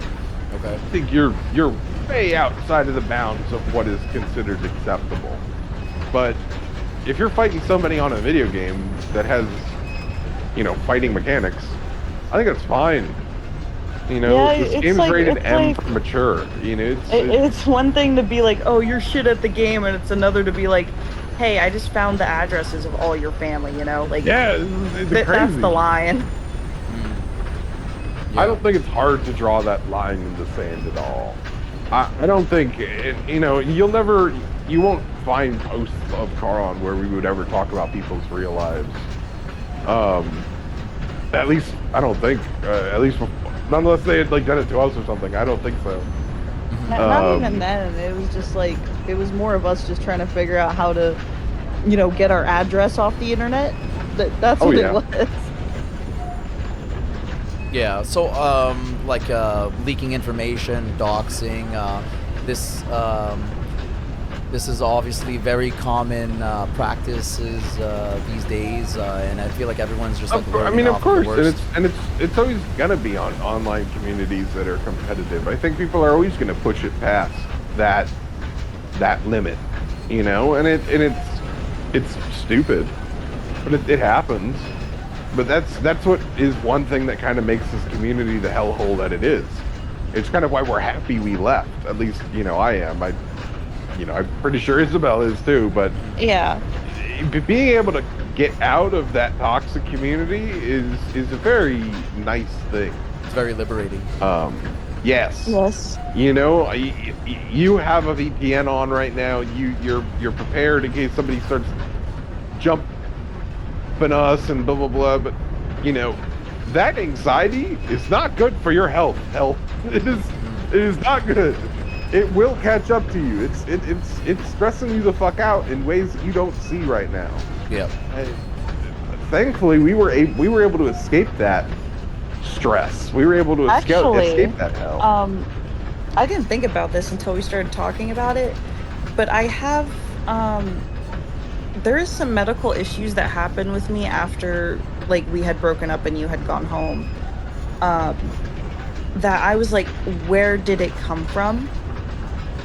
And now that you're talking about stress the way it is, even if I never in my head thought it was that big of a deal, the issue I have is stress induced, and now that we mention it, I think that's why I have it. Can you talk about it? Yeah, so I was on a whole bunch of I suffered from endometriosis, so I had to be on a whole bunch of different hormonal medications to deal with it. That's the bone thing, right? No. The medications I took to deal with that melted my bones. Anyways. And it was all it's a hormonal issue, right? And what I have now, it is called lipedema. It is a diseased fat cell issue that only gets caused by either hormone imbalance or stress. Now, with all my hormonal changes, it never appeared, never had that. And then as soon as, I'd say about 6 months after I had left everything, I don't know if it caught up to my body, but I started having symptoms, and it has progressively gotten worse and worse and worse. I went to a doctor, and they said if you cannot trace it to a certain timeline, it is stress-induced. And I didn't think about that. I didn't think that the internet could have done that to me, but my current life now, I'm not stressed in the slightest. I'm doing great. So I'm like, what caused this? I think I know. Yeah. There was definitely, a lot of sleepless nights in our home, just over Charon things that were going on. I remember dates out being ruined because we would have to go and deal with Charon things. I remember one time you came to visit, and I forgot, somebody admitted this later, but it was some other crew leader that said they specifically planned to ruin the timeline of when you were visiting me because we were going to be offline. Yeah, it's Swift. I'm so Swift. Oh, yeah. Okay, I remember now. The XVI war that happened on New Year's because we were celebrating New Year's at Lexi's place. Yeah. Yeah, there it is. That was like a 48-hour war that took place. And we weren't there. We went for a little bit. I remember playing on that gaming chair you had. Yeah. Yeah, and then in that same trip, do you remember what happened right after that? No. January 6th. It was like a few days later after that. Oh. I remember right. sitting there watching it with you being like, Jesus Christ. Yeah. But it's just crazy that people literally planned, like, going after the group specifically when we were going to be gone. You know, just to fuck with us. It wasn't even about the rest of the group. Oh, wow. It was to bother us. So they didn't want to let you go, you know? Like, yeah, they didn't want to let us go. So like, can y'all talk about how how people cross the line? You know, whether it's like doxing. Obviously, doxing is super prevalent. Yeah, we've been doxed, we've been swatted, we've been booted, we've had the ringer. I've had people outside. I've had the whole kit and caboodle happen over When time. when I bought my condo, they somehow found the address before I even bought the place. What? There was that. Yeah, I don't know how. Because I was looking at it. And I was like, I think I'm gonna go with this one. I didn't even put in the offer yet, and I got a message on a blank account. It's still in my DM somewhere, where it just sent the address, and I'm like, okay. There were also like real like kind of hackers in the community that existed, like in our time. There was a guy called Done For, and if he was kind of like I guess I would say like a weird sort of policing agent of the Red Dead community. Batman for Instagram and Red Dead is a good way to put it. We need to stand up before we get logged out. Oh yeah. Me and you. He was essentially like hacker level shit. He would investigate like actual like claims of in the community, and he had the tools to actually like jump into people's systems and shit. Like I remember seeing posts of him like taking over Xbox accounts and stuff like that. At some point, he decided to investigate me and Isabel because of our relationship. Because he clearly didn't know us, and thankfully we were cleared from his investigations. But there were definitely people like that in the community. He had found my ID online. He's like, oh, okay, good, you're not 12, and I'm like, what? Yeah, it was bad. And dude, he got into like my bank account, he got into my Snapchat, he got into my everything. He was looking through everything, and he was like, wow. He's like, oh, you're cleared. I was like, thank you. So you had your bank account. Oh yeah, everything, dude. There were people that he would he worked with, what was it, Pharaoh Halo, or what was the other guy? I can't remember the other guy's name. I don't know. Pharaoh Halo? He was one of them. I don't remember the other. There was a little group of people that were like genuinely like capable of like breaking into Xbox accounts and shit, and to be under that level of scrutiny from some people was weird. But thankfully, nothing bad came of it, which I appreciate. But it's just like it's just really creepy when they find your addresses. It's definitely a breach of like privacy, dude. Like he had, when I mean everything, I mean everything. He went through my Snapchat memories, like all of it. It's pretty weird. We can link you the Instagram account. I'm pretty sure it's still up. I don't know it anymore. I do. It's the same. It's the same. He was big on Instagram, and anytime like people he's gone after. Yeah, anytime he'd post, it would blow up. It would be on everybody's stories, and it was insane. He would genuinely take over. He would completely get people out of the community better than Charon could, because he would like. And he started. Coffee told me that the guy was CIA, but I don't know if that's true. But that's what some people have told me about him.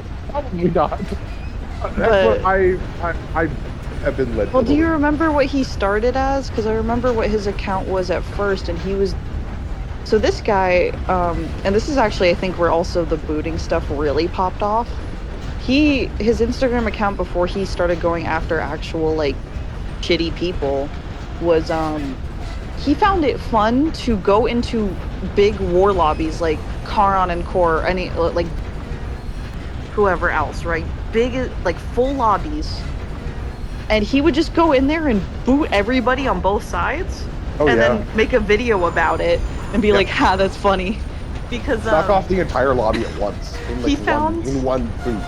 Which he is found crazy. enjoyment, I guess, at first seeing them, because again, Instagram at this time was crazy.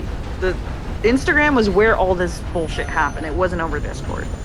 I remember he'd find enjoyment of watching both groups on Instagram blame each other You fell when he off. would do that. I accidentally fell off my bed. I like how they stopped the train immediately for you. I didn't even know the train, like, was Drivable? controlled. Yeah. Oh Yeah, yeah, dude. We What a used to take beast. this. We used to take this all over the place and load it up with Charon members. It was pretty fun. What about the swatting cutter? I don't know if you got swatted, Isabel, but Get swatted a lot. Yeah, I get swatted all the time. Yeah, that was all him. okay. Isabel never got swatted. I got swatted all the fucking time. I didn't care after a certain point. Can you talk about that? That's like insane. How many times do you get swatted in total? Like 10? Oh, I probably more. I don't know. So what happens? It got pretty bad. It happened a lot at my college. When I went to college in a dorm, they would call the police on the dorm and like all the time, to the point where eventually like the campus itself was like aware of it and would just be like, yeah, no, it's fine. And like I would get like talks to from like the school, and they'd be like, hey, it's like, why does this keep happening? And I'm like, I'm a niche internet micro celebrity, and they'd be like, what? I'd be like, I'm well known on a video game. I don't know why it keeps happening. It's not fun for me either. So when they they call. kick in my door for the third time that week. Okay. So they call the cops. It's a fake BS, the usual bomb threat or whatever it may be, hostage. Oh yeah, whatever. bomb threats, fire threats, shooting threats, like shooting up the place, like blah blah blah, Yeah. all the time. And then what? How many cops would pull up typically? Initially, quite a large response. Like the initial, like, I never had like full blown like guns, like tear gas, fucking flashbangs, pop it up. No, Like, but they the come in first with their time that weapons drawn, right? Yeah. At least the first one they definitely did. Later on, eventually they would just kind of like knock on the door and be like, hey, you don't have anybody kidnapped back here, do you? And I'd be like, nope. And they'd be like, okay, have a good day. But still, your life was literally in jeopardy at some point. It was in danger from the game, from the swatting, multiple times. I mean, I can put you in contact with some of the people who did it, and they'll be like, yeah, I was an asshole. I just didn't like Cutter. And it was just like, you could ask them why, and they'll be like, I don't know, I was just an asshole, and that's genuinely what they'll tell you. Like, They're no over real it. They got reason- over it, or they still swat people. Or? over it. I don't know if they still swap people. I don't think so. Because again, these were like still kids doing this. Okay, well. By the So, way, I don't know if you guys are af- aware, but we have a donkey on the boat, on the. Hell yeah. boat now. Oh wait, where? Sam brought a donkey on. He jumped it onto the. Dude, what a. Dude. What a real one. Oh. You're getting beat up by a donkey. I got slapped around. So yeah, like those are like the worst, in the game. Like booting, doxing, swatting is obviously last in line, where your life is literally in jeopardy. The community Worst of sucks it. in weird ways. Yeah. Yeah. And those are like the worst of the worst factors of the game. Probably the closest thing to kind of get people, kicked out of comm or run off of comm. Yeah. People have families, must be even 10 times harder. Only imagine. But everybody that did this stuff did eventually message us and be like, yeah, my bad. Because and then that's where I got the whole thought about how kids are on this game and why it's an outlet for that, because these were all kids at this time. Impulsive kids. So yeah. when they came to apologize, they're like, at least for me, I don't know what they've said to Cutter, but I've had a few say to me like, my parents were terrible to me, and this is how I gained control of what was being done to me. No, You know? No, the donkey. Southern only got squashed. But that's what it really came down to. They're like, I grew up, I don't live in that house anymore. I realized that that was not the right way to handle how I felt. But it's a really common theme, again, when people are super immersed into these communities, they're usually dealing with something. And they're going to use this as an outlet to have some sort of control over a life that they don't have control over. And obviously, like, you know, the more toxic the crew is, it's usually more sustainable long term, right? It's like eventually people kind of, you know, crews just get dark sometimes, and it just turns into something they weren't originally, right? Exactly. It's some people don't find their way out of that, and it'll just continue to be worse. But yeah, like during the height of all of it and everything, like where the most amount of action and like I said, peak Charon time. Cutter, what was it like being you for the day? What was an average day look like? Sucked. It fucking sucked ass. And people think that running the biggest crew comes with all this perks. It sucked. I had to deal with so much drama and bullshit on a daily basis. It was so annoying. It was constant tedium. The best way that I found to describe it, this is kind of some stuff that I've told other leaders in the community. It's really, this community is like building a sandcastle, right? It's really fun to build the sandcastle at first, and it's enjoyable.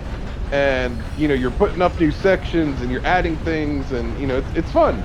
After a certain point, the tide's coming in and you're spending so much more time rebuilding the fucking sandcastle than it's actually worth. Like, you're trying to fight a current, or you're trying to, like, steer a very, very large ship with a very, very tiny rudder. Have been metaphors that I've used to describe what it's like leading something like that. Like, people think that we had, like, so much power over people. We didn't. We're the same as anybody else. We're just regular people. We're just trying to direct things in positive ways, and it's hard. But I think it left a good impact. Like, I think the end result did speak for itself. Like, I did think Charon was successful, and I do think that people really loved it. You know, and I think that's evident by people who are still, like, showing up 5 years since we've been completely fucking dead. Like, we haven't touched this game in years and years and years. Proof is in the pudding. But for them, it's still, you know, like a thing. It's still a very important part of people's lives. For us running it though, it was a lot of stress. It was way more stress than it will ever be worth. And that brings us to the last subject, is obviously Charon's demise. Can you talk about what happened in the... Oh! That was my bad. A second here. Let's see. Did they stop the trade for you? No, it's good, it's good. I'm back. Oh, you made it back on. We should go back to the mansion too for the last part. Oh yeah. You're already here. Okay, let's jump. Jump.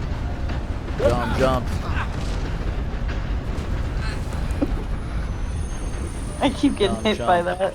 Everybody rally up on Cutter. Oh yeah, dude. The amount of times that I've heard that in my life is insane. Rally up to Cutter. Fucking 900 people around me. Is Keen the only hunter we have here?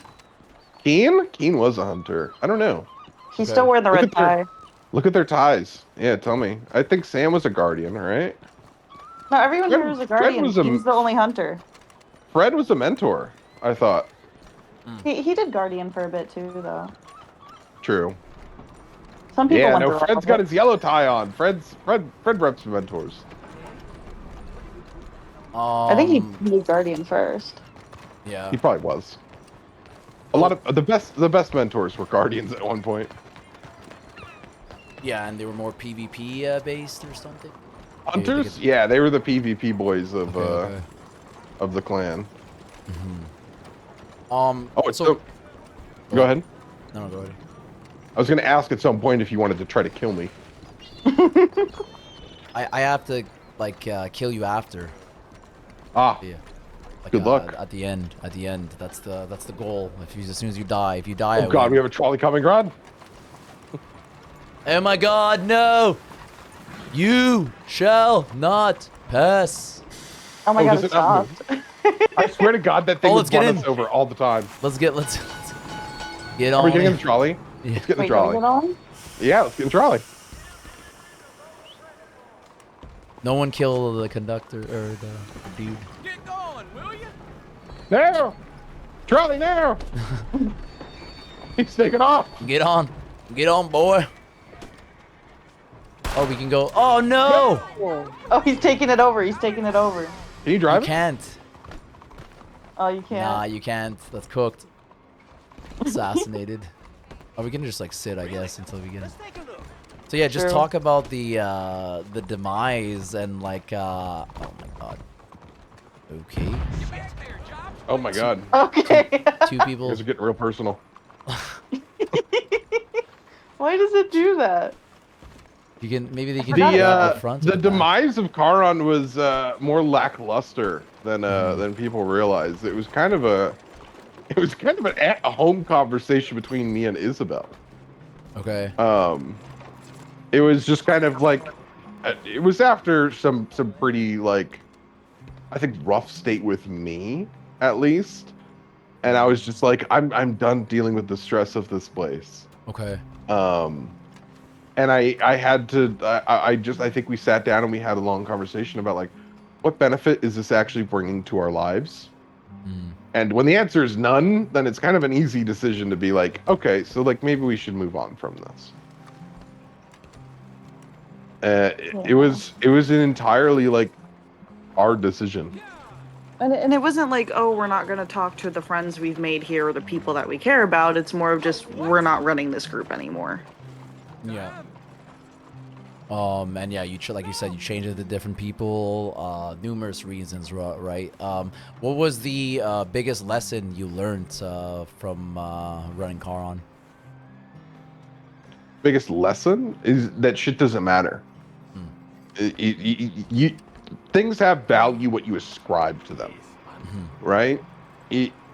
This has definitely been a great exercise in leadership, in communication, in community.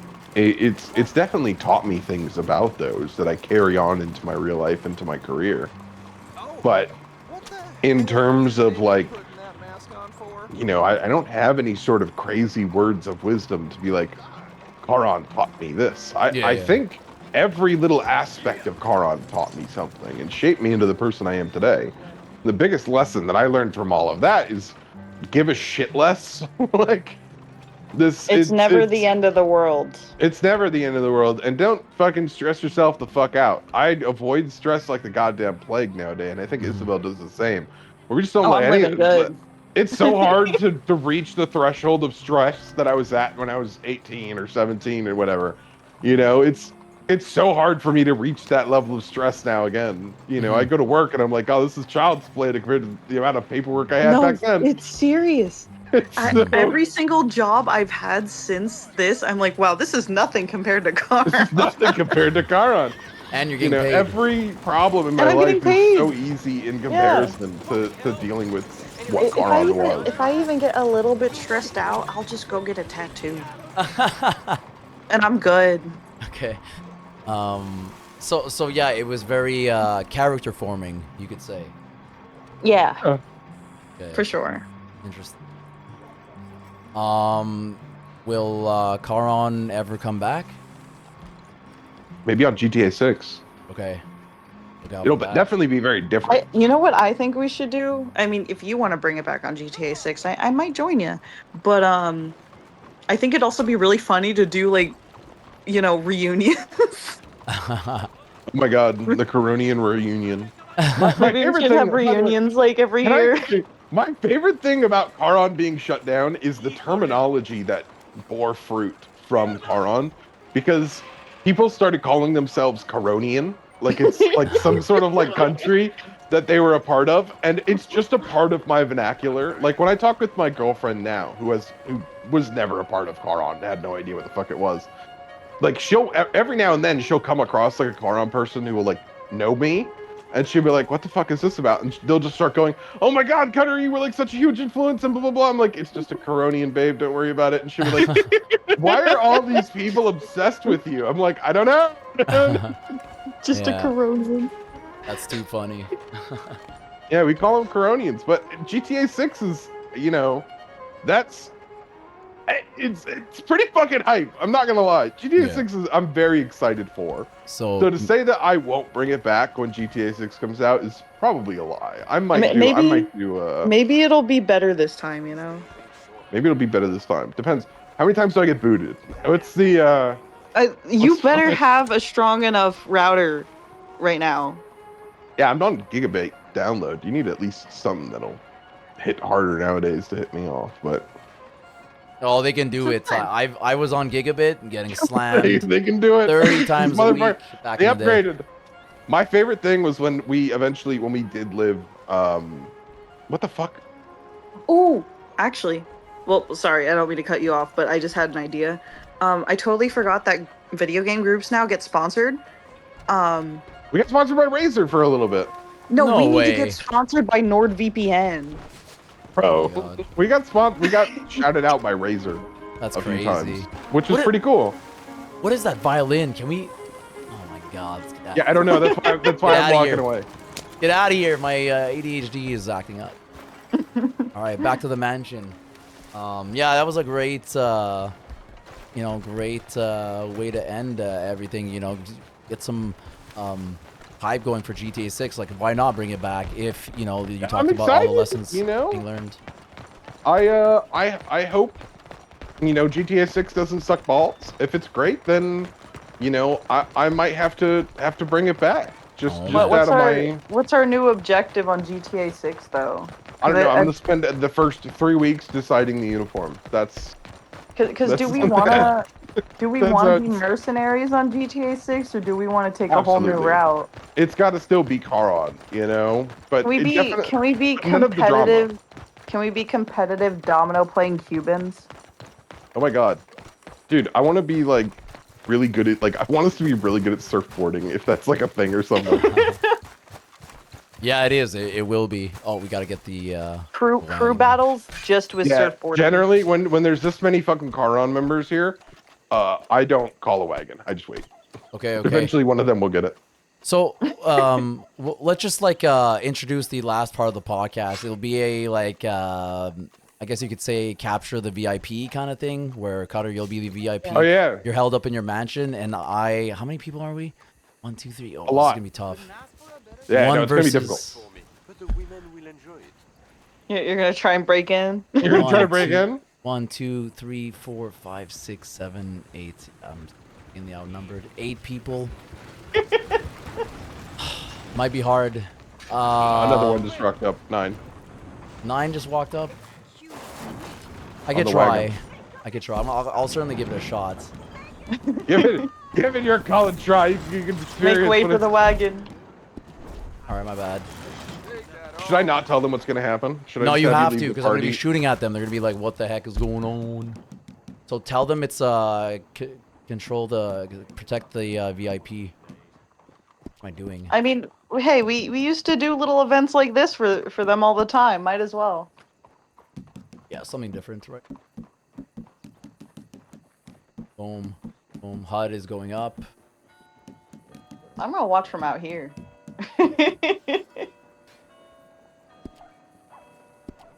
I will warn you. Again, I'm not in the VC with them. They're very well trained. That if I don't know if this is still the case, I may be speaking out of my ass. If you do leave this posse, I am not surprised if they do shoot you immediately. Well, tell them that I'm they gonna go in the can. mansion. I'm All not right. gonna tell them anything. Just good luck. I've had no contact with them thus far. I don't want contact with them this far. give it Let's just give do, it your best shot. I want to see what they do. Yeah, but like no crafts. No crafts, please. Oh, should I shoot them a DM saying like no craft, like no explosives? Yeah, and tell them I'm gonna like you're it's like go live with the fighting. But no crafts, no level 3s, no debos, no. Or else I'm just gonna get deboed every time I get near you. I'll even. Okay, toss you up. I shot Gator a message.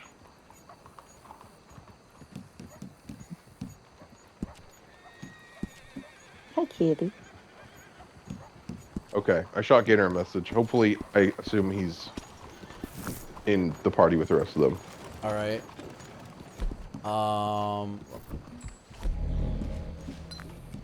Good.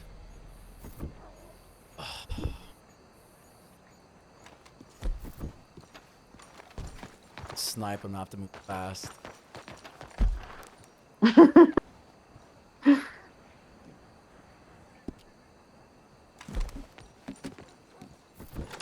One of these days, I want to get in GTA and see how long it would take for me to get orbital cannoned. Pretty quick if people hate you. Oh, I miss GTA so bad. Yeah, it's I have the modded account on GTA. I can orb people all day Oh my long. god, we didn't get into the influence of Simon. Wait, we didn't get into the influence of Simon. Let's talk about Simon a little bit while you try to kill me while I don't do anything. No, it's pure PvP. Like I'm actually gonna try to kill. Oh, you're gonna be trying hard. Me and Isabel will lament on our memories of Simon while you get your ass kicked outside. Everybody's Ready? ready. We can reminisce about guess. Simon after. All right, Good luck. We'll do it after. We'll do like one last story after. All right. Yeah. Is everybody ready? Good luck.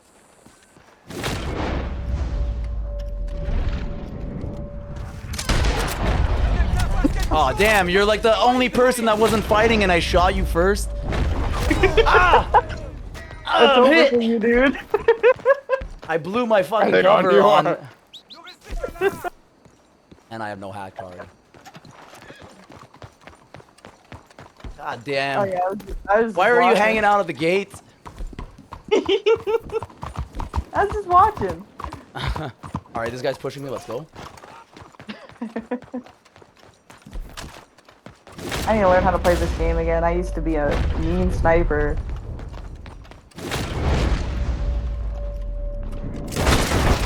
Ah, he's pipping. A lot of people think that Charon was like more numbers than a skill. We were in fact not. Charon had a lot of good shooters.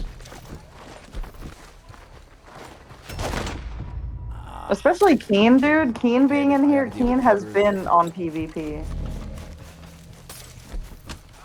He's never stopped. I'm low-key, I'm not even lying, I'm charging you. Yeah. Be careful.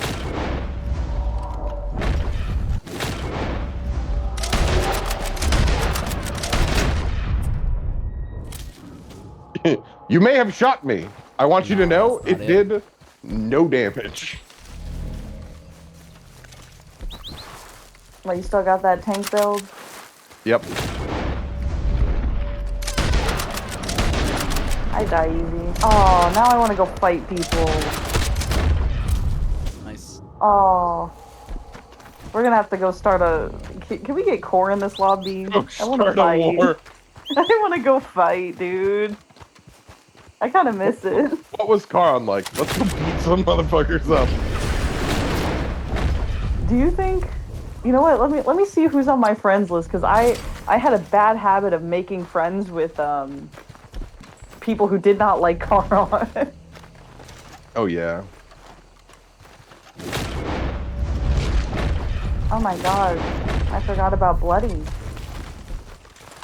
Oh, Bloody Mary? I keep in contact Yeah. with her every now and then.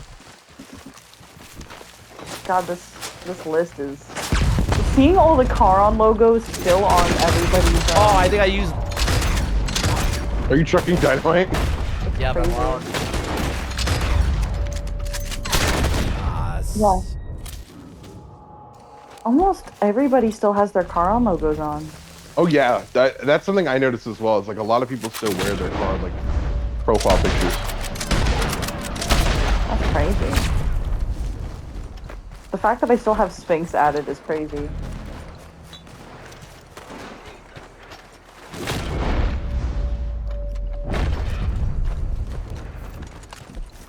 How does it feel fighting the Coronian Empire?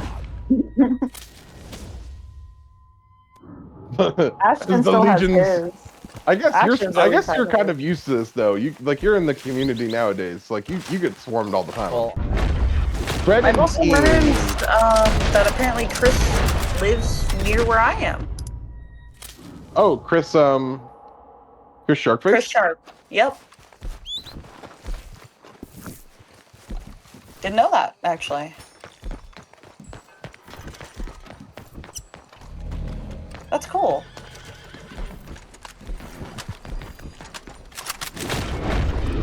I like how I still have guardians that are like all standing around me still instead of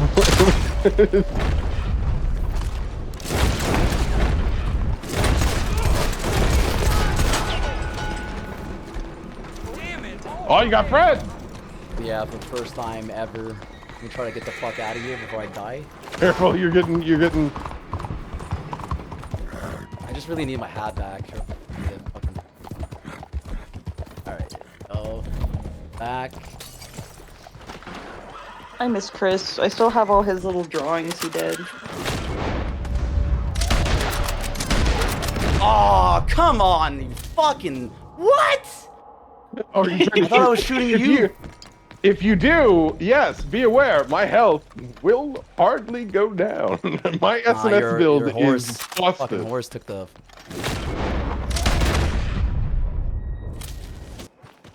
I'm just remembering all of this. My brain blocked out a lot. Started what? Huh? Started what? Oh, I said I just started remembering because my brain blocked out everything. Oh god. You know who my first group that I had to deal with a lot was?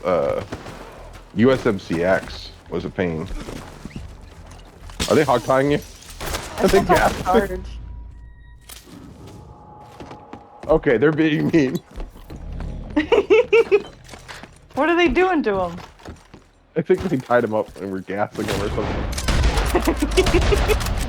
Oh yeah, we used to do that. Remember when we tie people up and then throw them in the water? That's kind of mean. Yes! Oh my god! Yeah, we used to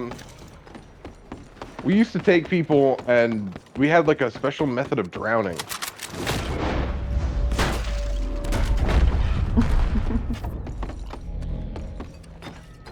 Go ahead. Yeah, that actually hurts like a motherfucker. Keep it going. Oh, Keep I'm it going. so- Keep it going. A bit more. Whoa, what was that?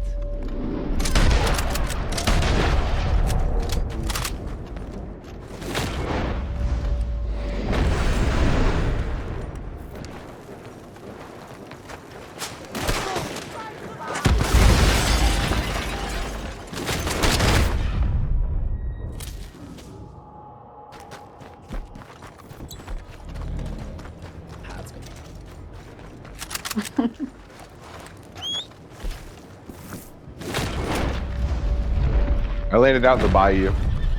Okay. I'm deep far away now.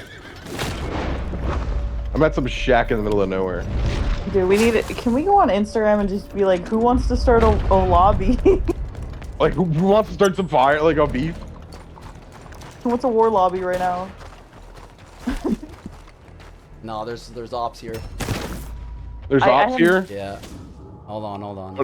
What ops have arrived? At least it's at the end of the podcast. Zombie Muffins is ops. Sound? Zombie Muffins. Yo, does that mean Zombie we can have a Muffins war is in lobby here. right now? Harlem Lag? Do you know Harlem Lag? Yeah, these are all fucking bots. These are all lag bots that you don't want to get involved in. Really? Yeah. Damn. For nothing. They were like that. They were like that 5 years ago too. All right. Let me fucking.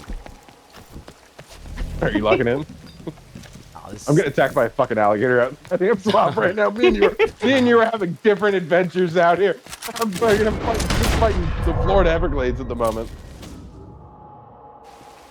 I've been killed by an alligator.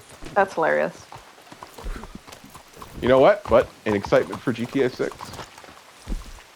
But yeah, that was an issue back then too. There was a lot of if people couldn't figure out how to boot or docs, they would flag switch. Yeah. It's been a thing. I forgot about them. Fred is not shit. Fred is good. I didn't say Do that. not. No, I know. I'm just telling you. But don't be discouraged. Fred is a motherfucker. Fred would do like tons of combat training. He's a knower. And he never stopped. No, he's still around. Yeah. So Keen's southern. crazy Southern though. Have plays you this seen fucking game. Keen's montages lately? They're crazy. Oh my god, yeah. Keen has always been a PvP monster. He's in this lobby. I have no idea where he is. I think he started hunting down the other people. I think he's dealing with the sweats. Yeah, I think he's dealing with those fuckers. He loves doing that. I got this think other he's- fucking loser. Hold on a second here, because I'm getting like actually pissed off. Like He's taking care of your ops. No. There's Harlem lag and all these fucking people. I don't want them interfering with the fight. Is it like a Yeah, certain lag amount me. of people? Hey, on the bright side, it's at the end of the podcast.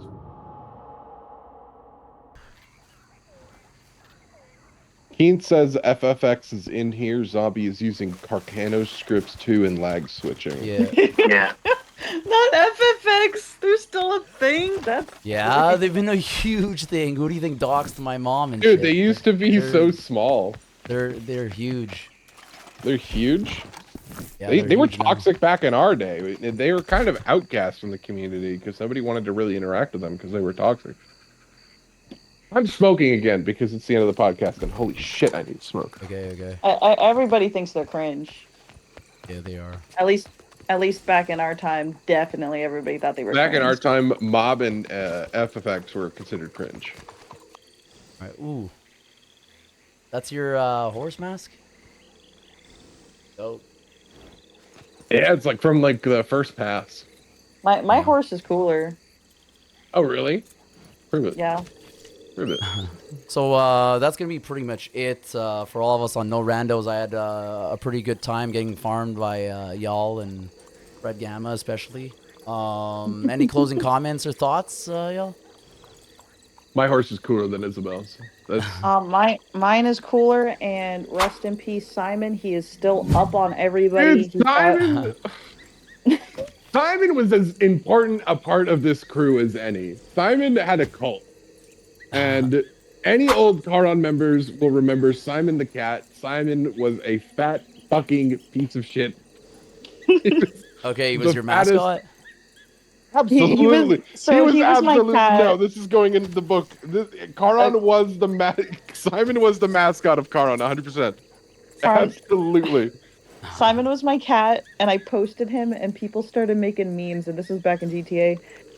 They'd put his face on the scorecard, and they just ruled him as God. He was up on everybody. He won every 1v1. He was the best PvP player ever. Yep. That is my cat. Simon the cat. Yeah.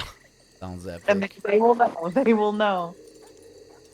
Listen, my final message to this community is, by God, do not make this community your life, please. Yeah. As the two people who genuinely took this shit more seriously and were more successful at it than anybody else. For the love of God, get a job. For the love of God, fill Start out playing a job pickleball. application. Something. Go to fucking go to college. We went to Go to college. therapy. We were doing this shit in college, like going to classes and stuff, and coming home and dealing with shenanigans. Get a fucking job. I have a successful career. Isabel's doing her tattoo artist shit. It's sick. It's like just be you, but don't be an asshole to people. And people are assholes. Prioritize your life and therapy. learn to disconnect from RDR once in a while. Yes. Just be Yes. happy. Yes. Everything isn't a fight, and so many people want everything on RDR to be a fight. And you know what?